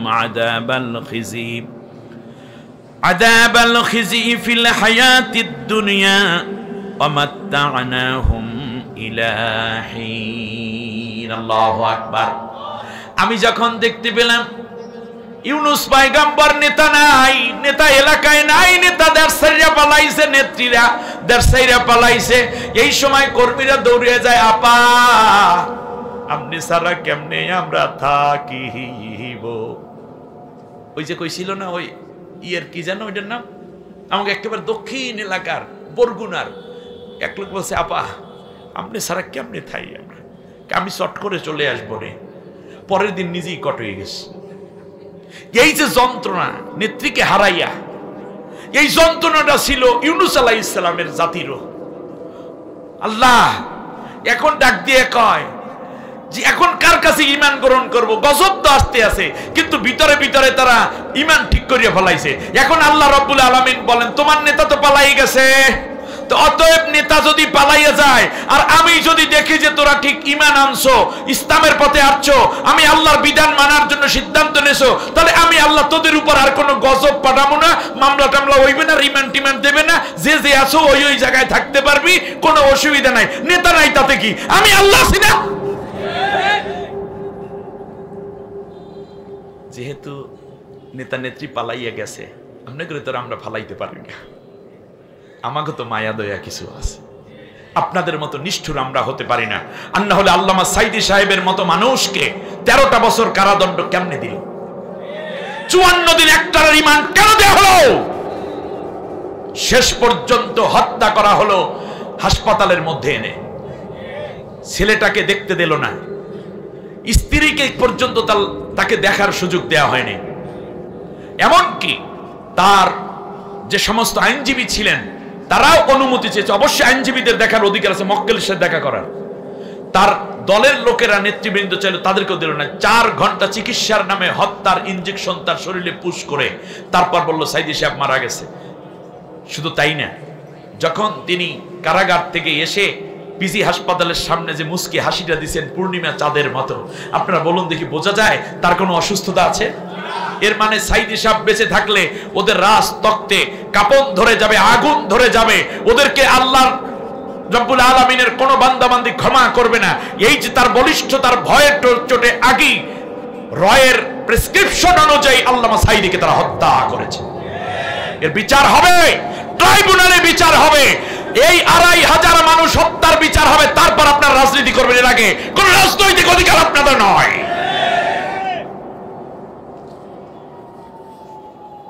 বাঁচবেন কেমনে? আল্লাহ সূরা ইউনূসের এই সুন্দর কত নম্বর আয়াত বলছি? 97 না 98 নম্বর আয়াত, বাসায় গিয়ে দেখবেন। আল্লাহ রাব্বুল আলামিন বলছেন, শোনো সেই গ্রামের কথা, সেই জনপদের কথা, যখন ইউনূসের তারা পাইল না, তখন তারা হতাশ হয়ে গেল, আরে গজবে শেষ হয়ে যাবো, আমাদেরকে কে ফিরাইবে, আমার তো কেউ নাই, আমার কেউ নাই রে। আল্লাহ রাব্বুল আলামিন বলে, আমি আছি না? সুবহানাল্লাহ বলেন। কিন্তু তোমার ঠিক হইতে হইবে, আগের মতো সন্ত্রাস করতে পারবে না, আগের মতো চাঁদাবাজি করতে পারবে না, আগের মতো বাটপারি করতে পারবে না, আগের মতো খুন করতে পারবে না, আগের মতো মদ খাইতে পারবে না, আগের মতো হেলমেট মাথায় নিতে পারবে না, আগের মতো ধর্ষণ চেনার জন্য কোন মেয়েকে প্রস্তুত করে ইজ্জত নষ্ট করতে পারবে না। ঠিক হয়ে যাও, আল্লাহর কোরআনের রাজ কায়েমের জন্য তোমরা দলে দলে আসো, আমি আল্লাহ তোদের উপর থেকে সব ধরনের রাগ উঠিয়ে নিয়ে যাব। বিজয়ের পর আরেকটি কাজ, সময়ের স্বল্পতার কারণে আর আমি বাড়াইতে পারলাম না, কারণ আরো 4 দিন মাহফিল আছে সামনে। রাসূল সাল্লাল্লাহু আলাইহি ওয়াসাল্লাম বিজয়ের পর, মক্কা বিজয়ের পরে রাষ্ট্র এলাকা ঘুরে ঘুরে দেখছেন। প্রচন্ড কান্নায় নবীর বুক চোখের পানিতে ভিজে যাচ্ছে, দাড়ি মোবারক চুয়ে চুয়ে পানি পড়ছে নবীর বুকের মধ্যে। তার কারণ একদিন খাদিজা ইসলামের জন্য এই জমিনে অনেক কষ্ট করেছে, খেয়ে না খেয়ে তাকে কাটাতে হয়েছে। একদিন শিহাবে আবু তালিবে আমাদেরকে বন্দী করেছিল, খাবার ছিল না, পানিও ছিল না। একটা পর্যায়ে বাবলা গাছের পাতার রস আর শুকনা চামড়া ভিজিয়ে রেখে সেইগুলো পান করতে, খাবার হিসাবে গ্রহণ করতে হয়েছে। সেই সময়কার সাহাবী হযরতে আবু হালা রাদিয়াল্লাহু তাআলা আনহুকে হত্যা করা, হযরতে সুমাইয়া রাদিয়াল্লাহু তাআলা আনহাকে শহীদ করা, এই সব কথাগুলো নবীর মনে পড়তেছে। আমির হামজার কথা মনে পড়েছে, চাচাজি, এই সব মনে পড়ে নবী কাঁদতেছেন। হঠাৎ করে দূরে দেখতেছেন এক মহিলা মাথার মধ্যে একটা বোঝা নিয়ে গাঠি, আর একটা কাঁধের মধ্যে, একটা মাথায় আর একটা কাঁধে, মাথার উপর রাইখে। এক প্রকার মহিলা আছে আমাদের দেশে, গারুলি বলি আমরা, মানে আপনারা কি বলেন এদেরকে? গারুল। মহিলা দেখবেন মাথার মধ্যে গাঠি নিয়ে হাঁটতে পারতেছে, আর একটা কাঁধের মধ্যে আর এক হাতের মধ্যে লাঠি। মহিলা যাচ্ছে কিন্তু বয়স্কা। নবীজি সাল্লাল্লাহু আলাইহি ওয়াসাল্লাম 2-3 কদম দ্রুত এগিয়ে মহিলাকে ডাক দিলেন, মা, ও মা। মহিলা এত মায়াবী ডাক শুনে দাঁড়িয়ে গেল। এত সুন্দর চেহারা নবীজির দেখে মহিলা বলল, তুমি আমাকে মা কইয়া ডাক দিলা, তুমি কে? বলল, আপনি কোথায় যাচ্ছেন সেটা বলেন। বললো যে আমি পালাতে যাচ্ছি। কোথায় পালাবেন? ওই যে দূরে পাহাড়, ওখানে পালাবেন কেন? মুহাম্মদ ঢুকছে দেশের মধ্যে। এই মুহাম্মদ এবং তার সাহাবীদেরকে হত্যা করতে চাইছিল আবু জেহেল, আবু লাহাবরা। এখন মুহাম্মদ ঢুকছে মানে মক্কার সবগুলোরে কাটতে কুটতে শেষ করে ফেলাইবে। এই মহিলার কথা ঠিক আছে না অপপ্রচার? অপপ্রচার। ইসলাম ক্ষমতায় আসলে মানুষের জীবন জান মালের নিরাপত্তা হবে, কোনো হত্যা হবে না। তবে হত্যা হবে যারা হত্যা করেছে তাদেরকে হত্যার কাঠগড়ায় দাঁড়াতে হবে, যারা জেনাকার তাদেরকে হত্যা করা হবে, যারা ডাকাত তাদেরকে প্রয়োজনে হত্যা করা হবে, কিন্তু সব মানুষকে নিরাপত্তা দেওয়া হবে। সুবহানাল্লাহ বলেন। তা আপনারা তো ডাকাত না, আপনারা তো ধর্ষণকারী না, আপনারা তো খুনি না, তা আপনাদের অসুবিধা কোথায়? সম্মানিত ভাইরা, রাসূল সাল্লাল্লাহু আলাইহি ওয়াসাল্লাম বললেন, মাগো আপনার তো অনেক কষ্ট হচ্ছে বোঝাটা। হ্যাঁ বাবা, এই যে মানুষেরা রেখে গেল, আমার ছেলেরা আমার নাতিরা রেখে গেছে, ওরা পালাইছে সমানে। বলে আমি আপনার উপকার করতে পারি? বলে কি উপকার করবা? বললো যে আমি চাই আপনার বোঝা আমার মাথায় নিয়ে ওই পর্যন্ত পৌঁছাই দিতে, আপনি যেই পর্যন্ত যেতে চান। মহিলা নবীকে দেখে বলল, এত ভালো মানুষ চোট্টর হইবে না, মনে হয় সন্ত্রাসী হবে না, মালামাল নিয়ে চলে যাইবে না। এই আস্থাটা রাইখা বললো, 3টা শর্তে আমি তোমাকে আমার মালামাল দিতে পারি। কি শর্ত? 1 নম্বর হচ্ছে তুমি আমার সামনে সামনে আটবা, পিছনে পিছন না। ওই গুলিস্তান সদরঘাটে পিছন লইয়া ব্যাগ লইয়া যে কুলিরা দৌড় দেয়, এই কেমন না, এই জন্য সামনে সামনে যাও। বললো হ্যাঁ যাও। দ্বিতীয় হচ্ছে আমরা যে এখানে পালাইতেছি এই কথা কারোর কাছে আর বলতে পারবে না, কারণ না এটা কারোর কাছে আর বলবো না। আর তৃতীয় কি? তৃতীয় হচ্ছে এখন তুমি আমারে বললা যে আগাইয়া দেবা, ওখানে যাইয়া যে কিছু টাকা পয়সা চাবা, তা হবে না মুরব্বী, অতএব এইটা আমি দিতে পারবো না, ফ্রি সার্ভিস। ঠিক আছে। এখন যাচ্ছে সামনে সামনে নবী সাল্লাল্লাহু আলাইহি ওয়াসাল্লাম, মহিলা পেছনে, খুব শান্তি, মহিলা শুধু লাঠিতে বর দিয়ে যায়। আর নবী জিজ্ঞেস করেন, আপনি কোনোদিন মুহাম্মদকে দেখছেন? কয় না, কোনোদিন দেখি নাই। তাই সে যে মানুষ মারে এটা কি আপনি শুনছেন কার থেকে? কয় সবাই তো কয়, ওই যে এলাকার লোকজন যা আছে সবাই কয় কি মুহাম্মদ অত্যাচার করে। এই দেখেন না শিবিরের বিরুদ্ধে আছে না রক কাটার অভিযোগ, বাজে কথা, মিথ্যে কথা। রক কাটা সবচেয়ে, রক্ত দূরের কথা, কল্লা কাটিয়ে ফেলাইছে হাজার হাজার, তার খবর নাই, যে সন্ত্রাসী গোষ্ঠীরা। ঠিক না বলেন? এবার খেয়াল করুন এইরকম অপপ্রচার। তো নবী সাল্লাল্লাহু আলাইহি ওয়াসাল্লাম বললেন, মুহাম্মদ কাউকে মেরেছে আপনি দেখেছেন? না আমি দেখি নাই, কিন্তু মানুষে বলছে, আমি মুরব্বী মানুষ, অত খবর রাখতে পারি। বেশ ভালো কথা। মাগো মুহাম্মাদের মা নাই, আপনি কি জানেন? কয় শুনছি ছোটবেলায় নাকি তার মা মারা গেছে। বাবা তো মারা গেছে মায়ের গর্ভে থাকতে। বলছে হ্যাঁ এটাও আমি শুনছি। এত অসহায় ছেলেটা, এই জন্যই মনে হয় একটু বেশি গরম মেজাজ হয়ে গেল কিনা, বাবা মা না থাকলে যা হয়। ওহ, আর আল্লাহ তাআলা বলছেন ফাবিমা রাহমাতিম মিনাল্লাহি লিনতা লাহুম, নবী গো আমি তোমার চরিত্রটা, আমি তোমার আচরণটাকে কোমল করে দিয়েছি, নরম করে দিয়েছি, সফট করে দিয়েছি। সুবহানাল্লাহ। নবীর চেয়ে ভালো নরম মেজাজেরা কে হবে পৃথিবীতে? আল্লাহর নবী কিছু দূর যাওয়ার পরে মহিলার দিকে তাকিয়ে বললেন, মাগো আজ যদি আমার মা থাকতেন কত না আমাকে আদর করতেন। আপনি আমার মা হয়ে যান, আপনি আমাকে সন্তান হিসাবে মাথায় হাত দিয়ে দোয়া করে দেন। মহিলা চিন্তা করলে এই মরুভূমির মধ্যে এত সুন্দর মানুষ কে আসতে পারে, কে এত সুন্দর হতে পারে। পাহাড়ের কিনার পর্যন্ত গল্প করতে করতে পৌঁছে গেল। মাথার বোঝা হাতের বোঝা নবী রেখে দিলেন।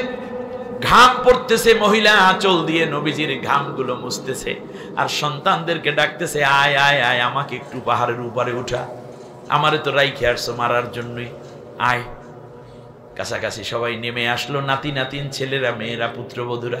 আয়েশা দেখতেছে নবীজি মহিলার সামনে দাঁড়াই আছে, কপালের মধ্যে হাত দিয়ে জিহ্বায় কামড় দেয়। সবাই বলে বুড়ি তুমি করছোটা কি? যার জন্য জগৎ সারা তারে দেখি সামনে খাড়া, যেই মুহাম্মাদের জন্য পাহাড়ে পালাতে আসলাম, সেই মুহাম্মাদকে এখন সামনে তুমি নিয়ে আসছে, এত জোগাড় করছো কোত্থেকে? বুড়ি মহিলা আল্লাহর নবীকে জড়িয়ে ধরে নবীর বুকের মধ্যে মাথা রেখে সন্তানদের দিকে তাকিয়ে চোখের পানি ছেড়ে ডাক দিয়ে কয়, আমার সন্তানের আরে আয় আয়, আমার নাতি নাতিন তোরাও আয়। এই যদি হয় মুহাম্মদ, এই যদি হয় মুহাম্মাদের আদর্শ, এই যদি হয় মুহাম্মাদের চিন্তা এবং চরিত্র ভাবনা, তাহলে তার ভয়ে আমরা পাহাড়ে পালানোর দরকার নাই। আয় চলে আয়, আমরা এখন থেকে মুহাম্মাদুর রাসূলুল্লাহর বুকের মধ্যে লুকাইয়া থাকবো। সুবহানাল্লাহ। বিজয়ের পরে হিংস্রতা নয়, উদারতা মনে থাকবে। তবে হ্যাঁ, রাসূল সাল্লাল্লাহু আলাইহি ওয়াসাল্লাম এত উদারতা যেখানে দেখালেন, সেখানে বলেন 14 জনের নাম নবী ঘোষণা করে বলেন, এই 14 জন যদি কাবার গিলাফের মধ্যে লুকায় তাকে ধরবা, হত্যা করে ফেলবা। সুতরাং চিহ্নিত দাগী অপরাধীদেরকে মাফ করা হবে না। বাকি সবার জন্য লা তাসরিবা আলাইকুমুল ইয়াউম, তোমাদের জন্য আমার কোনো অভিযোগ নাই। সুবহানাল্লাহ বলেন। আল্লাহ সুবহানাহু ওয়া তাআলা বিজয়ের পরে করণীয় বিষয়গুলো নিয়ে আমরা যা শুনলাম তার উপর আমল করার তৌফিক দান করুন। আমি একেবারে শর্ট সিলেবাসে কিছু ওয়াজ আপনাদেরকে দিয়ে যাই। মানব সৃষ্টির উদ্দেশ্য আমরা মনে করি খালি ইবাদতের জন্য আল্লাহ বানাইছেন।